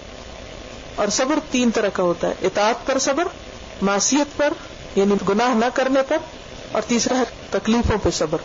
صبر کا معنی ہوتا ہے اپنے آپ کو روک لینا, تھام کے رکھنا, یعنی نیکی کے کاموں پہ خود کو جما کے رکھتے, استقامت اختیار کرتے, گناہوں سے خود کو بچا کے رکھتے. گناہ چھوڑنے کے لیے صبر چاہیے ہوتا ہے نا. مثلا ایک مرد اگر حرام راستے سے اپنی خواہش پوری کرنا چاہتا ہے, اور جیسے کہ حدیث میں آتا ہے کہ عرش کے سائے تلے 7 لوگ ہوں گے, ان میں سے ایک وہ مرد جسے کسی بہت خاندانی باوجاہت خوبصورت عورت نے گناہ کی دعوت دی, اور اس نے جواب میں کیا کہا؟ انی اخاف اللہ, میں اللہ سے ڈرتا ہوں. یہ کیا کیا اس نے؟ دراصل صبر. اس کو صبر کہتے ہیں. کوئی نہیں دیکھتا, سارے مواقع کھلے ہیں, بہت بڑی آفر ہے, لیکن حرام کی دعوت ہے. ایسے موقع پر جب سب کچھ فار فری اویلیبل ہو لیکن ہو حرام کا, تو وہ اپنا ہاتھ کھینچ لیتے ہیں. اس کو صبر کہتے ہیں. پھر تیسری چیز ہے تکالیف پہ صبر. اطاعت پہ صبر میں آتا ہے جیسے روزہ رکھنا, نماز پڑھنا چاہے دل نہ چاہ رہا ہو یا نیند آ رہی ہو. تکالیف پہ صبر کیا ہے؟ جیسے ایوب علیہ السلام نے کیا, کس پر؟ بیماری پر. یعقوب علیہ السلام نے کیا, کس پر؟ محبوب ترین بیٹے کے کھو جانے پہ, جدائی پہ. محمد صلی اللہ علیہ وسلم نے صبر کیا کس پر؟ بہت ساری چیزوں پر, خاص طور پر اہل مکہ اور اہل طائف کے ریئیکشنز پر اور ان کی زیادتیوں پر. اور پھر جان مال ہر چیز کا نقصان ہوا. والصادقین, اور جو سچے ہیں, صدق جو حقیقت کے مطابق چیز ہو. کس سے سچے ہیں؟ اپنے رب سے سچے, کہ اسے کہا لا الہ الا اللہ, تو ہی عبادت کے لائق ہے, پھر اس کی عبادت کرتے بھی. لوگوں سے سچے ہیں, یعنی ان کے ساتھ غلط بیانی نہیں کرتے, دھوکہ نہیں دیتے. خود سے سچے ہیں, یعنی اپنے اندر جو عہد کرتے ہیں, نیتیں باندھتے ہیں, ان کو پورا کر دکھاتے ہیں. قول میں سچے ہیں, فعل میں سچے ہیں, دل کے سچے ہیں, زبان کے سچے ہیں, عمل کے سچے ہیں. الصادقین. والقانتین, اور فرما بردار, عاجزی کے ساتھ, خشوع کے ساتھ مسلسل عبادت کرنے, یعنی کنسسٹنسی کے ساتھ عبادت کرنے والے, دوام اختیار کرنے والے عبادت میں. قنوت کس کو کہتے ہیں؟ ایک ہوتی ہے اطاعت, اور اطاعت میں پھر ہمبلنس, عاجزی, انکساری. والمنفقین, اور خرچ کرنے والے ہیں, یعنی اللہ کے دیے میں سے اللہ کے بندوں پہ خرچ کرتے ہیں. جو مال کے ڈھیر ان کے پاس ہے وہ اپنے پاس ہی نہیں رکھتے, بلکہ کیا کرتے ہیں, آگے بھی دیتے. لیکن کیسے خرچ کرتے ہیں؟ والذین اذا انفقوا لم یسرفوا ولم یقتروا وکان بین ذلک قواما. جب وہ خرچ کرتے ہیں تو نہ ہی وہ اسراف کرتے ہیں کہ بے محابہ بے سوچے سمجھے خرچ کرتے ہیں اندر دم, اور نہ ہی وہ ہاتھ سکیڑ کے رکھتے ہیں, بخل کرتے ہیں, بلکہ ان کا خرچ ان دونوں ایکسٹریمز کے درمیان میں ہوتا ہے, اعتدال کے ساتھ ہوتا ہے. کہاں خرچ کرتے ہیں؟ دو طرح سے خرچ کرتے ہیں. نمبر ایک, بندوں کی ضروریات پر, اور اس کی ساری لسٹ آپ پیچھے سورۃ البقرہ میں پڑھ چکے ہیں. بندوں میں سے کون کون سے جن پہ خرچ کرتے ہیں؟ سب سے پہلے والدین آتے ہیں, رشتہ دار آتے ہیں, یتیم مسکین آتے ہیں, مسافر آتے ہیں, اور باقی جو ضرورت مند لوگ ہیں, ٹھیک ہے, فقراء مساکین وغیرہ. یہ ہے بندوں کی ضروریات پر خرچ کرنا. اسی طرح کچھ فرض خرچ ہیں, جیسے بیوی بچوں پہ خرچ کرنا, یہ بھی اس میں آتا ہے, بھی اجر ہے, کیونکہ ایک شوہر اپنی بیوی کو ایک لقمہ بھی جو دیتا ہے وہ بھی اس کے لیے صدقہ لکھا جاتا ہے, اجر کا باعث ہے, ٹھیک ہے. دوسرا, اللہ کے راستے میں خرچ کرتے, فی سبیل اللہ. فی سبیل اللہ خرچ کرنا کیا ہے؟ مسلمانوں کی ضروریات میں خرچ کرتے ہیں. دونوں میں فرق کیا ہے؟ ایک ہے انڈیویجولز پہ خرچ کرنا, جیسے غریب مسکین کو دینا, یا رشتہ دار کو دینا, دائیں طرف دینا, بائیں طرف دینا, اس کو دینا, اس کو دینا. حتیٰ کہ انسان جیسے کھانا ہی کھا رہا ہوتا ہے تو سارا خود کھانے کی بجائے کوئی ایک لقمہ ادھر دے دے, ایک ادھر دے دے, تو یہ بھی ایک ثواب کا کام ہوتا ہے. تو یہ کیا ہے؟ افراد پہ خرچ کرنا. یہ بڑا اہم نقطہ ہے سمجھنے کا, اگر آپ کو یاد رکھے. اور دوسرا ہے فی سبیل اللہ خرچ کرنا. اور فی سبیل اللہ خرچ کرنے سے مراد مسلمانوں کی ضروریات پہ خرچ کرنا. ایک ہے افراد یا انڈیویجولز پہ خرچ کرنا, اور ایک ہے ایز اے کمیونٹی نیڈز پہ خرچ کرنا. مثلا مسجد کس کی ضرورت ہے؟ آپ کے پیرنٹس کی یا بچوں کی؟ کس کی ہے؟ سب مسلمانوں کی. اب آپ اگر مسجد بنانے میں خرچ کر رہے ہیں تو یہ کیا کر رہے ہیں؟ کس پہ خرچ فی سبیل اللہ کر رہے ہیں, مسلمانوں کی ضرورت پہ خرچ کر رہے ہیں. سمجھ آ گئی؟ اسی طرح اگر آپ کسی کی دینی تعلیم کا انتظام کرتے ہیں, کہ کوئی ادارہ بناتے ہیں یا اس کی ضروریات پوری کرتے ہیں, تو یہ آپ دراصل فی سبیل اللہ خرچ کر رہے ہیں مسلمانوں کی ضروریات پر. اب دیکھیں, جیسے یہ اسکول نہ ہوتا تو آپ بھی نہیں پڑھ سکتے تھے, اور بچے بھی جو آ رہے ہیں پڑھنے وہ بھی نہیں پڑھ سکتے. تو اب یہ اوور آل جو بھی یہاں جو کچھ خرچ کرتا ہے, بعض لوگ ہوتے ہیں اچھا یہ لائٹ لگوا دیں, اچھا یہ پانی لگا دیں, یہ اس طرح کہنے کی بجائے کیا کرنا چاہیے کہ یہ اس ادارے کی ساری ضروریات پر جہاں دل چاہے لگا دیں, یہ زیادہ بہتر ہے. کیونکہ بعض اوقات ہم سمجھتے ہیں کہ لائٹ لگانے میں بہت ثواب ہے, یہ پانی پلانے میں بہت ثواب ہے, لیکن ہو سکتا ہے اس سے بھی شدید ضرورت کسی اور جگہ. تو پھر یہ جو جنرل ڈونیشنز ہوتی ہیں ہماری فی سبیل اللہ, یہ کیا ہے؟ دراصل مسلمانوں کی خیر خواہی یا رفاہ عامہ پہ خرچ کرنا. اور اسی طرح پھر آگے جیسے ہاسپٹلز ہیں یا اسکولز ہیں یا اور بھی جو سڑکیں بنانا ہے یا دیگر, یہ ساری کیا ہے ایک طرح سے فی سبیل اللہ. اور فی سبیل اللہ میں جنگ سے لے کے تعلیم سے لے کے بیماری اور باقی تمام جو کمیونٹی نیڈز ہیں ان پہ خرچ کرنا آ جاتا ہے, ٹھیک ہے. والمستغفرین, اور استغفار کرنے والے ہیں، گناہوں کی معافی مانگنے والے. اب یہ دوبارہ آ گیا. اب دیکھیے پہلے بھی آیا ہے کہ وہ بخشش مانگتے ہیں اور پھر آگے اپنے گناہوں کی معافی مانگتے ہیں. لیکن کب؟ بالاسحار، سحری کے وقت، فجر سے پہلے. کب؟ فجر سے پہلے. حدیث میں آتا ہے ہر رات کا، every night without any weekend break, ہر رات کا جب آخری تہائی حصہ باقی رہ جاتا ہے، لاسٹ 1/3، تو باری تعالیٰ آسمان دنیا پر نزول اجلال فرماتے ہیں. اللہ تعالیٰ آسمان دنیا پر اجلال فرماتے. کیسے ہوتا کیا ہوتا ہے یہ اللہ ہی کو پتا ہے، لیکن ہمیں کس لیے کہا گیا؟ یہ قریب ترین ہے ہمارے اور بھی. اور ارشاد فرماتا ہے من یدعونی، کون ہے جو مجھ سے دعا کرے، کون ہے جو مجھے پکارے، کون ہے جو مجھ سے کچھ مانگے، فاستجیب لہ، میں اس کی دعا سنوں، میں اس کو جواب دوں، میں اس کی ضرورت پوری کروں. من یسألنی، جو مجھ سے سوال کرے گا، فاعطیہ، میں اس کو عطا کروں گا. من یستغفرنی، جو مجھ سے استغفار کرے گا، گناہوں کی معافی مانگے گا، فاغفر لہ، میں اس کو بخش دوں گا، معاف کر دوں گا. کیونکہ وہ دعاؤں کی قبولیت کا وقت ہے. تو جن لوگوں کو فکر ہوتی ہے آخرت کی، پھر وہ غافل نیند نہیں سوتے. ان کو پریشانی ہوتی ہے کہ اگر ہم مر گئے تو بنے گا کیا، تو وہ باقاعدہ اٹھ کے تہجد پڑھ کے بھی دعا مانگتے ہیں. اور اگر کسی وجہ سے نہ پڑھ سکے، کسی بیماری کی وجہ سے، کسی اور، تو آنکھ کھلتے ہی دائیں کھلتی ہے، یہ بائیں پلٹتے ہیں، سائڈ بدلتے ہیں، تو ان کے دل میں کیا ہوتا ہے، ان کی زبان پہ کیا ہوتا ہے کہ یا رب ہمیں بخش دے.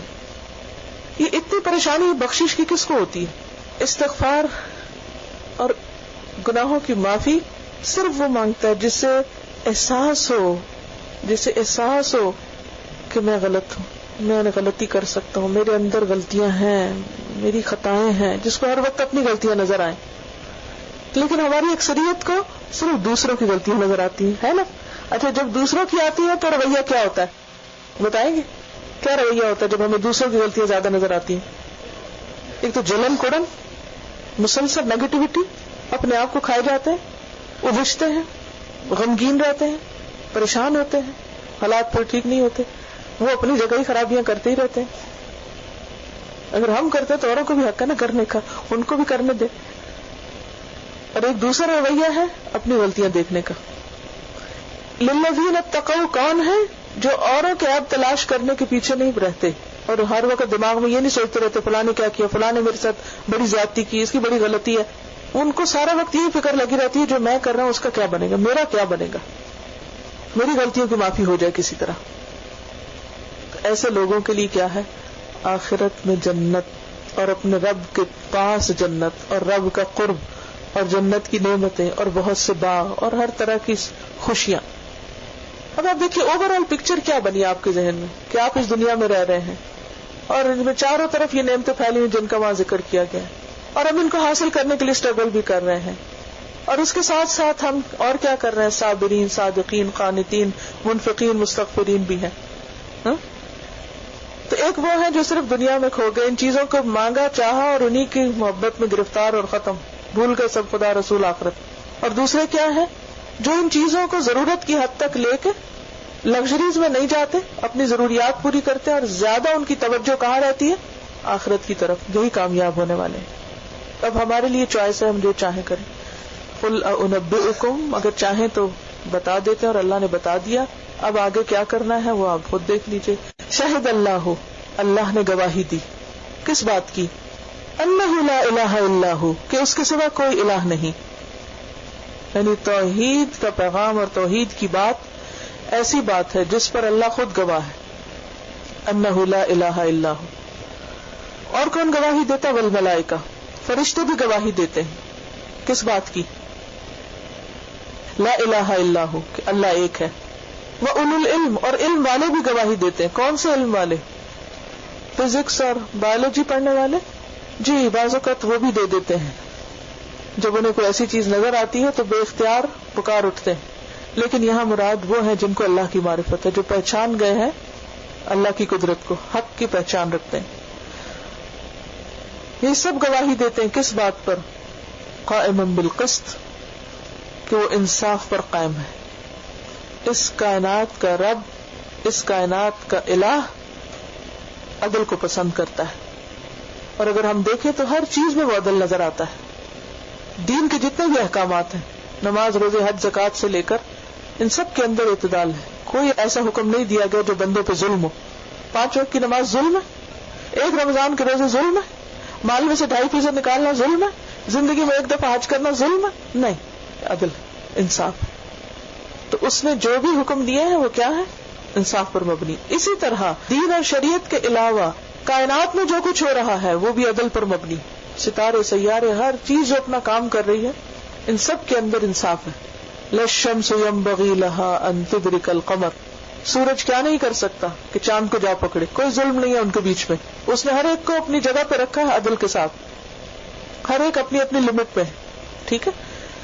پھر جو تقدیر ہے، تقدیر کے فیصلے کہ اچانک جوانی میں کوئی فوت ہو جاتا ہے، یہ بھی کیا ہے؟ ہمیں لگتا ہے کہ بڑا ظلم ہے، حالانکہ یہ کیا ہے؟ جس کا فیصلہ وہ ساری چیزوں کا علم رکھتا ہے. اس علم کی بنا پر وہ جانتا ہے کہ کس کو زیادہ لمبی زندگی دینی ہے اور کس کو چھوٹی دینی، کس پودے کو اگتے ہی اکھاڑ لینا چاہیے اور کس کو بڑھنے دینا چاہیے. یہ اس کا فیصلہ ہے، وہ بھی ظلم پر مبنی نہیں. تو وہ انصاف پر قائم ہے جو دین کے معاملات میں بھی ہے، دینی احکام میں بھی ہے، شرعی احکامات میں، کائنات کے اندر جو اس کا حکم چل رہا ہے، کیونکہ تدبیر کر رہا ہے نا، رب العالمین ہے، ہر چیز کی تدبیر کرتا ہے. تبھی تو یہ کائنات قائم ہے. اگر ظلم ہوتا تو یہ قائم رہتی، سب چیزیں قائم نہ رہتی. اور اسی طرح تقدیر کے معاملات میں، احکامات اور فیصلوں میں ہر جگہ اس کا انصاف ہے. پھر دہرایا لا الہ الا ہو، اس کے سوا کوئی الہ نہیں. العزیز، زبردست ہے. الحکیم، حکمت والا ہے. تو اس سے کیا پتہ چلتا ہے کہ اللہ ایک ہے، اللہ انصاف پسند ہے، اللہ نے عدل قائم کیا. سورۃ الرحمن بھی اگر آپ پڑھیں تو اس میں کیا آتا ہے؟ ووضع المیزان، اس نے میزان رکھی. اللہ تطغوا فی المیزان، کہ میزان میں کیا نہ کرو، سرکشی نہ کرو، بیلنس خراب نہ کرو. زمین و آسمان میں جس نے اعتدال اور بیلنس رکھا ہے نا، اور جو ہم پولوشن کے ذریعے خرابی کر رہے ہیں، اس بیلنس کو خراب کر رہے ہیں. جو ایکولوجی ہے اور جو پورا انوائرمنٹ ہے، اس میں جو خطرناک تبدیلیاں ہو رہی ہیں، یہ کس وجہ سے؟ اللہ کے قائم کیے سسٹم کے اندر انٹرفیئرنس کی وجہ سے. توحید کی پھر حکم کی تکرار کی گئی کہ وہی الہ ہے، اور اس الہ کی 2 صفات بیان کی گئی کہ بہت زبردست ہے، حکمت والا ہے. ایک اور چیز جو آیت سے پتہ چل رہی ہے کہ اللہ تعالیٰ نے اپنے ساتھ ملائکہ اور اہل علم کا ذکر کیا، جو کہ ملائکہ اور اہل علم کے لیے بہت بڑی عزت اور آنر کی بات ہے. اس کا یہ مطلب نہیں نعوذ باللہ وہ ان کے شریک ہو گئے. وہ دوبارہ کہا لا الہ الا ہو. یہاں مراد کیا ہے کہ اللہ کی گواہی، ملائکہ کی گواہی اور اہل علم کی گواہی ایک ہی بات پر ہے. وہ کون سی بات ہے؟ کہ اللہ ایک ہے. ٹھیک. اور اللہ عدل پر قائم ہے، ہر چیز میں عدل. ہمارے لیے کیا حکم ہے؟ ہمیں کیا کرنا چاہیے؟ ہمیں بھی اعتدال کا راستہ اختیار کرنا چاہیے، اور آخرت میں بھی وہی کامیاب ہوں گے جو ظلم سے پرہیز کریں گے. ظلم کرنے والے ناکام ہوں گے. آپ کو یاد ہوگا نبی صلی اللہ علیہ وسلم نے ایک موقع پہ فرمایا کہ سب سے زیادہ مفلس کون ہے؟ لوگوں نے یہ سمجھا شاید جس کے پاس مال و دولت ہے. آپ نے فرمایا نہیں، قیامت کے دن مفلس وہ ہے جس کے پاس بہت ڈھیروں پہاڑوں برابر نیکیاں، لیکن ظلم ھذا، اس پہ ظلم کیا، ضرب ھذا، اس کو مارا پیٹا، شتم ھذا، اس کو گالی گلوچ کی، اخذ مال ھذا، اس کا مال چھین لیا، غصب کر لیا. تو قیامت کے دن یہ سارے مطالبہ لے کے آ جائیں گے جس پہ بھی ظلم ہوا، اور اس کی ساری نیکیاں ان کو دے دی جائیں گی. پھر بھی مطالبے والے موجود ہوں گے تو کیا ہوگا؟ سب کے گناہ اس کے کھاتے میں ڈال دیے جائیں گے اکٹھے کر. تو اللہ تعالیٰ کو ظلم پسند نہیں، وہ خود انصاف پہ قائم ہے. تو ہم سے بھی کیا تقاضا کرتا ہے کہ ہم بھی عدل و انصاف سے کام لیں، ہم بھی انصاف پر قائم رہیں، اور قیامت کے دن بھی انصاف پر قائم رہنے والے جو ہیں وہی کامیاب ہیں. تو لا الہ الا هو العزیز الحکیم، وہ زبردست حکمت والا ہے. اچھا، اسی وجہ سے آپ دیکھیے کہ نبی صلی اللہ علیہ وسلم نے فرمایا مظلوم کی بد دعا سے بچو. کس سے بچو؟ بخاری کی حدیث ہے، مظلوم کی بد دعا سے بچو، کیونکہ اس دعا کے اور اللہ کے بیچ میں کوئی رکاوٹ نہیں، کوئی حجاب نہیں. خواہ کافر بھی مظلوم ہو، کافر بھی مظلوم ہو اور وہ اپنے رب کو پکارے تو اس کی بھی دعا سنی جاتی. ظلم کسی مسلمان کے حق میں بھی پسندیدہ نہیں. کوئی یہ نہیں کہہ سکتا میں مسلمان ہوں لہذا جو چاہوں کروں. تو اس میں ہم سب کے لیے بہت بڑا سبق ہے. اب سبق یہ ہے عدل ہے کیا اصل میں؟ ہر صاحب حق کو اس کا حق دینا. کیا ہے عدل؟ ہر صاحب حق کو اس کا حق دینا. ظلم ہوتا کب ہے؟ جب ہم اپنے لیے تو کچھ اور چاہتے ہیں اور دوسروں کے لیے کچھ اور چاہتے ہیں. کسی بھی معاملے میں آپ دیکھیے کہ آپ اپنے لیے کیا چاہتے ہیں اور اپنے بچوں کے لیے کیا چاہتے ہیں اور دوسروں کے بچوں کے لیے کیا چاہتے ہیں. آپ اپنی بیٹی کے لیے کیا چاہتے ہیں اور اپنی بہو کے لیے کیا چاہتے ہیں. آپ کے لینے کے پیمانے کیا ہیں، آپ کے دینے کے کیا ہیں. یعنی انسان کے لیے ایک وسیع میدان ہے غور و فکر کرنے کا، کیونکہ اللہ انصاف پسند ہے، وہ انصاف چاہتا ہے. بندے بھی وہی کامیاب ہے جو انصاف کریں گے، اور اہل علم کی گواہی ہے اس پر. ان الدین عند اللہ الاسلام، بے شک دین اللہ کے نزدیک الاسلام ہی ہے. باقی جتنے بھی دین ہیں یا تو وہ غیر سماوی ہیں، بندوں کے خود ساختہ ہیں، تو وہ تو دین ہی نہیں شمار ہوتے اللہ کی نظر میں. کچھ ایسے ہیں جو سماوی ہیں، یعنی آسمانی ادیان ہیں، جیسے یہودیت، نصرانیت اور اسلام ہے. لیکن وہ جو دو ہیں، یہودیت اور نصرانیت، ان میں تحریف اور تبدیلی ہو گئی، لہذا باقی بچتا ہے کیا؟ اسلام. تو یہی اسلام جو زندگی گزارنے کا ایک طریقہ ہے، اللہ کے نزدیک یہی پسندیدہ ہے، کیونکہ یہ اصل شکل میں باقی ہے. سوال پیدا ہوتا ہے نا کہ اللہ کے نزدیک اسلام ہی کیوں پسندیدہ ہے؟ کیا ہے جواب؟ کیونکہ یہ اصل شکل میں موجود ہے، اس کی کتاب میں بھی کوئی تحریف نہیں، نبی صلی اللہ علیہ وسلم کی سیرت اور حدیث بھی ہمیں صحیح شکل میں مل جاتی ہے. لہذا اللہ نے اب بندوں کے لیے رہتی دنیا تک زندگی گزارنے کا طریقہ یہ بتایا. اب لنک کیا پچھلی آیت سے کہ جو لوگ توحید پر قائم ہیں پھر وہ اللہ کو راضی کرتے ہیں، جو اللہ سے دعائیں کرتے ہیں پھر اللہ کو خوش کرنا چاہتے ہیں، پھر وہ کیا کرتے ہیں؟ اللہ ہی کے بتائے ہوئے طریقے پہ چلتے ہیں، خواہ وہ کوئی بھی ہو. لیکن یہ ہوا کیوں کہ مختلف یعنی دور آدم سے، آدم علیہ السلام سے لے کر نبی صلی اللہ علیہ وسلم تک ہر دور میں اللہ نے پیغمبر بھیجے، سب کو دین اسلام دیا. لیکن ایسے کیوں ہوا کہ وہ سارے ان میں تبدیلیاں ہو گئی اور بگاڑ آ گیا؟ اس کی وجہ تھی لوگوں کا باہمی اختلاف، ضد، منمانی کرنا، دین کی اپنی تشریح اور تعبیر. فرمایا وَمَا اخْتَلَفَ الَّذِينَ أُوتُوا الْكِتَابَ، اور نہیں اختلاف کیا ان لوگوں نے جنہیں کتاب دی گئی، یعنی مسلمانوں سے پہلے جو یہود و نصارہ ہیں، الا مگر من بعد ما جاءهم العلم، اس کے بعد کہ ان کے پاس علم آ گیا تھا. علم آنے کے بعد انہوں نے اختلاف کیا. کیا وجہ تھی؟ کیونکہ کچھ اختلاف ہوتا جہالت کی بنا پر. آپ مثلاً آپ کہتے ہیں وہ چیز فلاں جگہ میں نے دیکھی تھی اور میں کہتی ہوں نہیں میں نے نہیں دیکھی تھی. اس میں وجہ کیا ہو سکتی ہے؟ میری لا علمی، اور آپ درست ہیں اور میری لا علمی کی وجہ سے میں آپ سے اختلاف کر لی.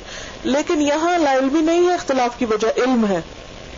وہ کیوں؟ بغین، بغاوت، ضد، بینہم، آپس کی. وہ کیوں؟ اپنی بڑائی اور اپنے آپ کو بڑا ثابت کرنے کے لیے. بغیم بینہم، جیسے آج مسلمانوں کے اندر بھی فرقے موجود ہیں اور ہر ایک کیا چاہتا ہے؟ میرے دلائل اور میں جس کو فالو کرتا ہوں وہ اوپر ہو جائے اور باقی سب پیچھے چلے جائیں. اب دیکھیے کہ پچھلی قوموں میں بھی اختلاف ہوئے اور اختلافات گروہ بندیوں کی شکل میں ظاہر ہوئے. یہ جو یہودیت اور نصرانیت ہے یہ دونوں بنی اسرائیل ہی میں پیدا ہوئی. دونوں کا دین ایک ہی تھا، یہ فرقہ وارانہ نام ہے، یہ ان کے سیکٹس ہیں بیسیکلی. اور بنیاد کیا تھی؟ آپس کے اختلاف، جس کی وجہ سے ان کے درمیان مذہبی جنگیں بھی ہوئی. آپ نے پڑھا ہوگا تاریخ میں یہود کے اندر بھی اور نصارہ کے اندر بھی مذہب کے نام پہ جنگیں، اور اب مسلمانوں کے اندر بھی کچھ کم ہے نہیں. تو یہ مذہبی جنگیں جو ہیں یہ مذہب کے نام پہ اس مذہب کے ماننے والوں کے اندر ہی جنگیں. اس کی بنیادی وجہ کیا تھی؟ میں، ایگوئزم، کہ میں بڑا ہوں، میری بات چلے. صحابہ کرام کا طریقہ کیا تھا؟ حق بتا دیتے تھے اور پھر چھوڑ دیتے تھے. جو مانتا ہے ٹھیک ہے، جو نہیں مانتا اس کی مرضی، اللہ کو حساب دے گا. فرمایا وَمَن يَكْفُرْ بِآيَاتِ اللَّهِ، اور جو اللہ کی آیات کا انکار کرے، یعنی دیکھنے کے بعد ان کو ریجیکٹ کرے. اور یہ کفر جو ہوتا ہے نا، ایک تکذیب کا ہوتا ہے یعنی جھٹلا دینا، اور ایک اس کی وجہ استکبار ہوتی، تکبر. مشرکین کا کفر کس بنا پہ تھا؟ تکذیب کی بنیاد پر. لیکن باقی لوگوں کا جیسے یہود کا کس پر تھا؟ ضد، تکبر کی وجہ سے، کہ وہ اپنی کرسی نہیں چھوڑنا چاہتے تو ان کو مذہبی ریاست یا مذہبی بڑائی حاصل تھی، اور انہیں ڈر یہ تھا کہ اگر ہم محمد صلی اللہ علیہ وسلم کو مان لیں گے تو کیا ہوگا؟ ہماری بڑائی جاتی رہے گی، پھر ہم جو اتنے بڑے بڑے عالم بنے ہو ہمارا کیا ہوگا؟ ہمارے اوپر کوئی اور آ جائے گا. ابلیس کا کیا مسئلہ تھا؟ تکبر، اور اس کی وجہ سے عمل سے انکار. اور یہ مسلمانوں کے اندر بھی ہو سکتا ہے. کہ اللہ کا حکم صرف اس لیے نہ ماننا کہ میری بڑائی جائے گی.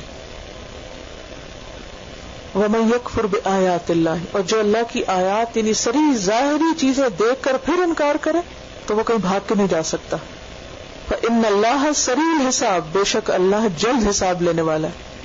یہ جو حساب میں جلدی ہے یہ دو طرح کی ہے. نمبر 1، دنیا جلدی ختم ہو جائے گی زمانے کے اعتبار سے، اور بہت جلد آخرت آنے والی. اقتربت الساعہ، آخرت کے مقابلے میں اس دنیا کی کوئی ویلیو نہیں، یعنی ٹائم کے لحاظ سے بھی بہت شارٹ ہے. اور اسی طرح قیامت کے دن بھی کیا ہوگا، دوسرے اعتبار سے کیا ہے کہ قیامت کے دن جب حساب شروع ہوگا تو آدھے دن میں سب کا ہو جائے گا، اتنا سوفٹ ہوگا سب کچھ. یہ حدیث جب صحابہ نے سنی تو ایک ابو رزین تھے، انہوں نے پوچھا ہم اتنے سارے لوگ اور حساب لینے والا ایک یعنی اللہ تعالیٰ، تو یہ کیسے ہوگا؟ ایک دن میں، ایک بھی پورا دن نہیں، آدھے دن میں سب کو حساب چکا دیا جائے گا، اور ساری زندگی کا اتنا زبردست حساب. آپ نے دیکھا ہوگا کہ جب فسکل ایئر ختم ہوتا ہے تو پھر لوگوں کے حال کیا ہوتے ہیں، جو بھی حساب کتاب کمپنیوں کے یا اپنے ٹیکس فائل کرنے ہوتے ہیں ان کو اپنا حساب کرتے آدھا دن لگ جاتا ہے یا اس سے بھی زیادہ، لیکن اللہ تعالیٰ پوری مخلوق کا آدھے دن میں لے لیں گے. تو جب انہوں نے پوچھا حضور صلی اللہ علیہ وسلم سے، آپ نے فرمایا الا اخبرک علی شیء، کیا میں تمہیں ایک بات نہ بتاؤں، من آلاء اللہ، اللہ کی نعمتوں میں سے میں تم کو ایک مثال دیتا ہوں، یعنی تم اس سے استدلال کر کے، اس سے دلیل حاصل کر کے اس بات کو مان سکتے. فرمایا قال ھذا القمر، یہ چاند، واحد ایک ہی ہے، والذی یشاہدہ، اور جو اس کا مشاہدہ کرتے، کل من علی وجہ الارض، وہ سب ہیں جو زمین کے چہرے پر ہیں. تو اسی طرح اگرچہ اللہ ایک ہے لیکن اللہ ایک وقت میں سب پر بیک وقت نظر ڈال دیتا ہے، یعنی ایٹ اے ٹائم سارا ہو سکتا ہے. اب دیکھیں کہ دنیا میں بھی ایسی مشینیں آ گئی ہیں نا کہ پہلے آپ جب مینولی کام کرتے تھے تو کیا ہوتا تھا، جیسے ایک کمہار تھا، ایک برتن بناتا تھا تو وہ پھر ایک وقت میں کیا کرتا تھا، ایک ہنڈیاں بنا رہا ہے، وہ بن گئی تو پھر دوسری لی، تو مینوئل ایسا کام. اب مشینیں لگ گئی ہیں نا، اب ایک وقت میں کتنی پروڈکشن ہوتی ہے، کتنی ہوتی، ہزاروں میں ہوتی ہے نا. اب کوئی اس زمانے کا شخص یہ کہے کہ ایک وقت میں 1000 کپس بن سکتے ہیں ایٹ اے ٹائم، تو وہ مانیں گے، کہیں گے یہ کیسے؟ وہ مشین اگر ایک وقت میں اتنا ترقی کر سکتی ہے تو اللہ سبحانہ وتعالی جب بندوں کا حساب لیں گے تو وہ کیسے ہوگا، ایک جگہ سے ہوگا، بیک وقت سب کا شروع ہو جائے گا. حقیقت تو اللہ ہی کو پتا ہے، لیکن اللہ کے لیے کچھ مشکل نہیں، ایک ہلے میں سب کو ہی لے لے. اب جب یہ کہا گیا کہ اللہ بہت جلدی حساب لینے والا ہے تو پھر اس سے ہمیں کیا سبق ملتا ہے؟ ہمیں اپنا حساب خود لینا چاہیے. کئی لوگ تو حساب کے قائل ہی نہیں، وہ کہتے کوئی حساب نہیں ہے، ایسے بس اللہ تعالیٰ ہر ایک کو آنکھیں بند کر کے معاف کر کے جنت میں بھیج دے گا. بہت سے لوگ یہ سمجھے ہوئے ہیں حساب ہونا کوئی نہیں، حساب پہ یقین نہیں ان کا، بس خیال ہے، گمان ہے، ہوگا تو ہوگا، نہیں ہوگا تو کوئی نہیں. ہم شاید انہیں لوگوں میں سے ہوں، کیا پتا ہم انہیں میں سے جو بغیر حساب جنت میں بھیج دیے جائیں گے، تو اس لیے فکر نہیں کرتے. تو اللہ تعالیٰ فرماتا ہے فحسبتم انما خلقناکم عبثا وانکم الینا لا ترجعون، کیا تم سمجھتے ہو اسے بیکار پیدا کر دیے گئے اور تم ہمارے پاس واپس نہیں آؤ گے، ہم پوچھیں گے نہیں. ایک اور آیت میں آتا ہے ہم ان سے بھی پوچھیں گے جن کی طرف رسول بھیجے گا، اور ہم رسولوں سے بھی سوال کریں گے. وَلَنَسْأَلَنَّ الْمُرْسَلِينَ، ہم ضرور سوال کریں گے رسولوں سے. رسولوں کا بھی اگر حساب ہونا ہے تو پھر ہمارا کیسے نہیں ہونا؟ ہم کیوں بھول جاتے ہیں؟ حضرت عمر کہا کرتے تھے حاسبوا قبل ان تحاسبوا، اپنا حساب خود کر لو، محاسبہ خود کر لو. وہ کتاب ہے منہاج القاصدین، اس کے آخر میں ایک چیپٹر ہے محاسبے کا کہ اپنا حساب خود بندہ کیسے کرے. تو اپنا حساب خود بھی کرنا چاہیے، اور جو اپنا حساب کرتے ہیں وہی توبہ استغفار کرتے رہتے ہیں. جن کو پتا ہے کہ ہم نے اتنی غلطیاں کر لی، یہ مانے گا کون؟ جو اپنا حساب خود کرے گا. ہمیں اس کے لیے دعا کیا کرنی چاہیے پھر؟ اللہم حاسبنی حسابا یسیرا، اللہ اس پہ پکڑنا نہیں. اور یہ حساب کی پکڑ شدید کس کے لیے ہے؟ جو مذہبی معاملات میں ضد کا شکار ہو اور حق سامنے دیکھ کر اسے قبول نہ کرے. اس سلسلے میں کرنا کیا چاہیے؟ اختلافات کو طول نہیں دینا چاہیے. جب اللہ رسول کی بات سامنے آ جائے بس قبول کرے اور آگے چلے. فَإِنْ حَاجُّوكَ، پھر اگر وہ تجھ سے جھگڑا کرے، بحث مباحثہ کرے، کون؟ یہود و نصارہ یا باقی لوگ دین کے معاملے میں، جیسے علماء سے بھی جھگڑے یا ویسے آپس میں جھگڑے، فَقُلْ، تو آپ کہہ دیجئے اسلمت وجہی للہ، میں نے اپنا چہرہ اللہ کے حوالے کر دیا. یعنی ان کی بات پہ زیادہ توجہ نہیں دے. تو اس سے کیا سبق ملتا ہے کہ اگر کوئی جھگڑا کرنا ہے تو کیا کرنا چاہیے؟ بات کو طول نہیں دینا چاہیے، بال کی کھال نہیں اتارنی چاہیے، پیچھا نہیں کرتے رہنا چاہیے، بات لمبی نہیں کرنی چاہیے، توجہ بانٹ دیں. فقل اسلمت وجہی للہ، ساری باتیں سن کے کہیں بس میں نے تو اپنا آپ اللہ کے حوالے کر دیا، اپنا معاملہ بھی اللہ کے حوالے کر دیا. تو جھگڑا ہوگا، جھگڑا ختم ہو جائے. جھگڑا پسندیدہ نہیں ہوتا. وَمَنِ اتَّبَعَنِ، اور جو میری پیروی کرے ان سب کا بھی طریقہ کیا ہونا چاہیے؟ وہ جھگڑے نہیں کرتے، وہ آپس میں اختلاف، ضد بازی، تفرقہ بازی اور قتل و غارت نہیں کرتے دین مذہب کے نام پر. وہ بھی اپنا معاملہ اللہ کے سپرد کر دیتے ہیں. وَقُلْ لِلَّذِينَ أُوتُوا الْكِتَابَ، کہہ دیجئے ان کو جنہیں کتاب دی گئی، وَالْأُمِّيِّينَ، اور امیین کو بھی کہہ دیجئے، کیا اسلمتم، کیا تم بھی اپنا آپ اللہ کے حوالے کرتے ہو جیسے میں نے کیا؟ جیسے اسلام میں لایا ہوں، اللہ کی رضا اور اللہ کے لیے عمل کرنے کا جو میں نے عہد کیا، کیا تم بھی کرو گے؟ فَإِنْ أَسْلَمُوا، پھر اگر انہوں نے اپنا آپ حوالے کر دیا ظاہری اور باطنی طور پر، اسلام لے آئے، فَقَدْ اهْتَدَوْا، پس تحقیق ہدایت پا گئے. تو ہدایت پر کون ہے؟ اهدنا الصراط المستقیم جب ہم کہتے ہیں تو ہدایت پہ کون ہے؟ وہ جو ظاہری اور باطنی طور پر اپنے آپ کو اللہ کے حوالے کر دے اور وہی کچھ کرے جو اللہ چاہے. وَإِن تَوَلَّوْا، اور اگر وہ منہ موڑ جائیں، نہ دل سے مانے نہ عمل سے، تو پھر کیا ہے؟ فَإِنَّمَا عَلَيْكَ الْبَلَاغُ، آپ کا کام ہے بات پہنچا دینا، میسج کنوے کر دینا. آپ کا کام کیا نہیں ہے؟ حساب لینا، کیونکہ حساب کس پر ہے؟ فَإِنَّمَا عَلَيْكَ الْبَلَاغُ وَعَلَيْنَا الْحِسَابُ، سورۃ الرعد آیت 40. آپ کا کام ہے پہنچانا، حساب ہم خود لے لیں گے.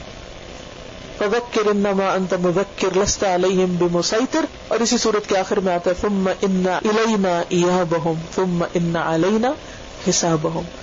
تو ایک داعی اور مبلغ کا کیا کام ہے کہ وہ لوگوں تک حق پہنچا دے، جھگڑے سے پرہیز کرے اور لوگوں کے ظاہر پہ معاملہ کرے، ان کی بحثوں کے جواب میں بتا دے کہ میرا دین تو اسلام ہے، میں تو دین سمجھتا ہوں اللہ کی بات کو ماننے کا نام.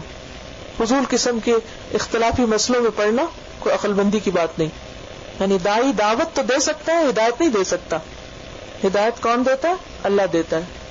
ہمارے سے کسی کے عمل کے بارے میں سوال نہیں ہوگا. واللہ بصیر بالعباد، اور اللہ بندوں کے بارے میں خوب نظر رکھتا ہے. اللہ ان کے احوال کو بھی جانتا ہے اور ان کے اوپر نظر بھی رکھے ہوئے. واللہ بصیر بالعباد. اور ویسے بھی کون ہے؟ کن عباد کی بات ہو رہی ہے؟ عباد کون ہے؟ بندے. کون سے بندے ہیں؟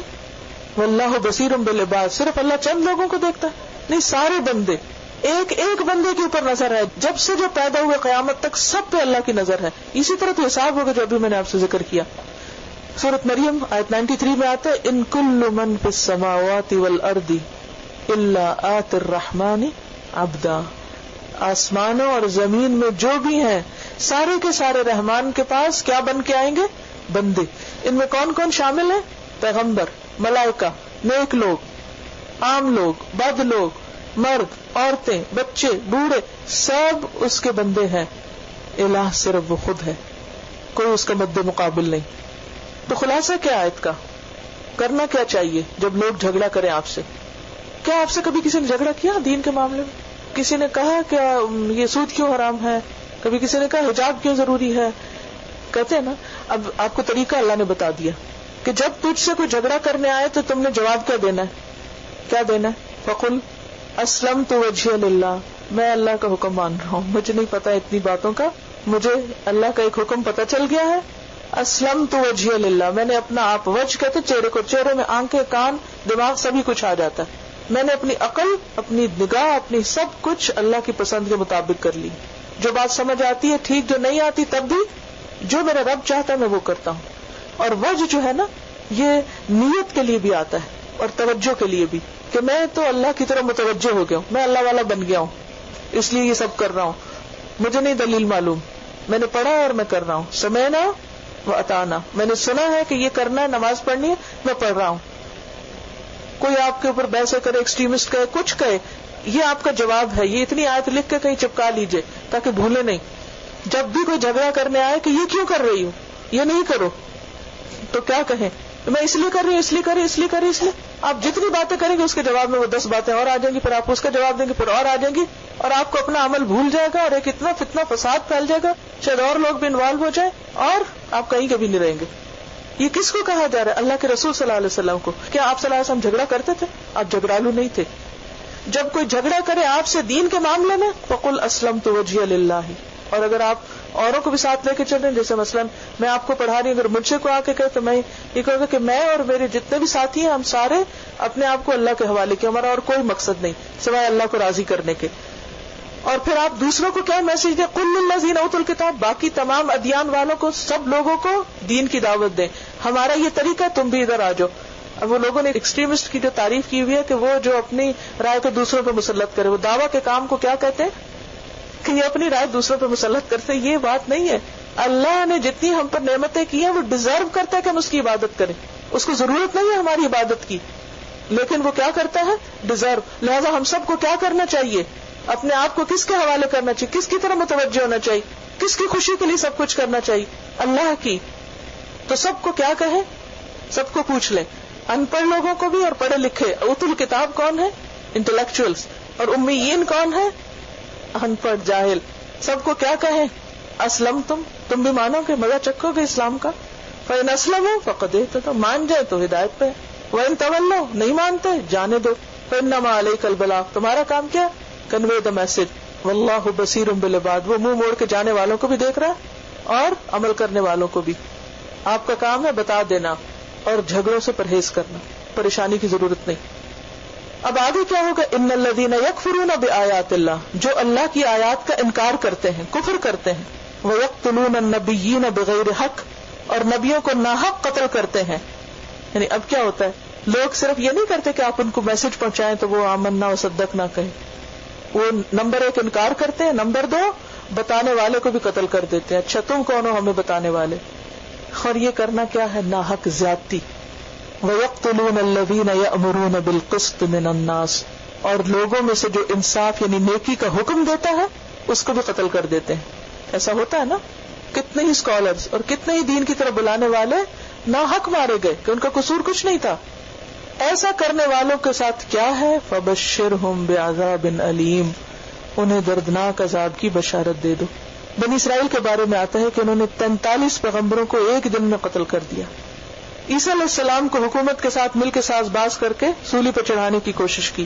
ایک دفعہ حضرت ابو عبیدہ نے آپ صلی اللہ علیہ وسلم سے پوچھا کہ سب سے زیادہ سخت عذاب قیامت کے دن کس کو ہوگا؟ تو آپ نے فرمایا وہ جس نے کسی پیغمبر کو قتل کیا یا اچھی بات کہنے اور بری بات سے منع کرنے والے کو قتل کیا. تو ایسے لوگوں کا انجام کیا ہے؟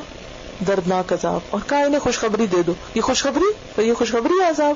ہاں ایسے ہی جیسے ایک اور جگہ پر آتا ہے کہ جب جہنم میں عذاب دیا جائے گا, سر پہ ابلتا پانی ڈالا جائے گا تو کہا جائے گا ذق انک انت العزیز الکریم, چکھو تو بڑا عزت والا اور بڑا دنیا میں بہت بڑی چیز بنتا, یعنی ہیوملیشن کے لیے.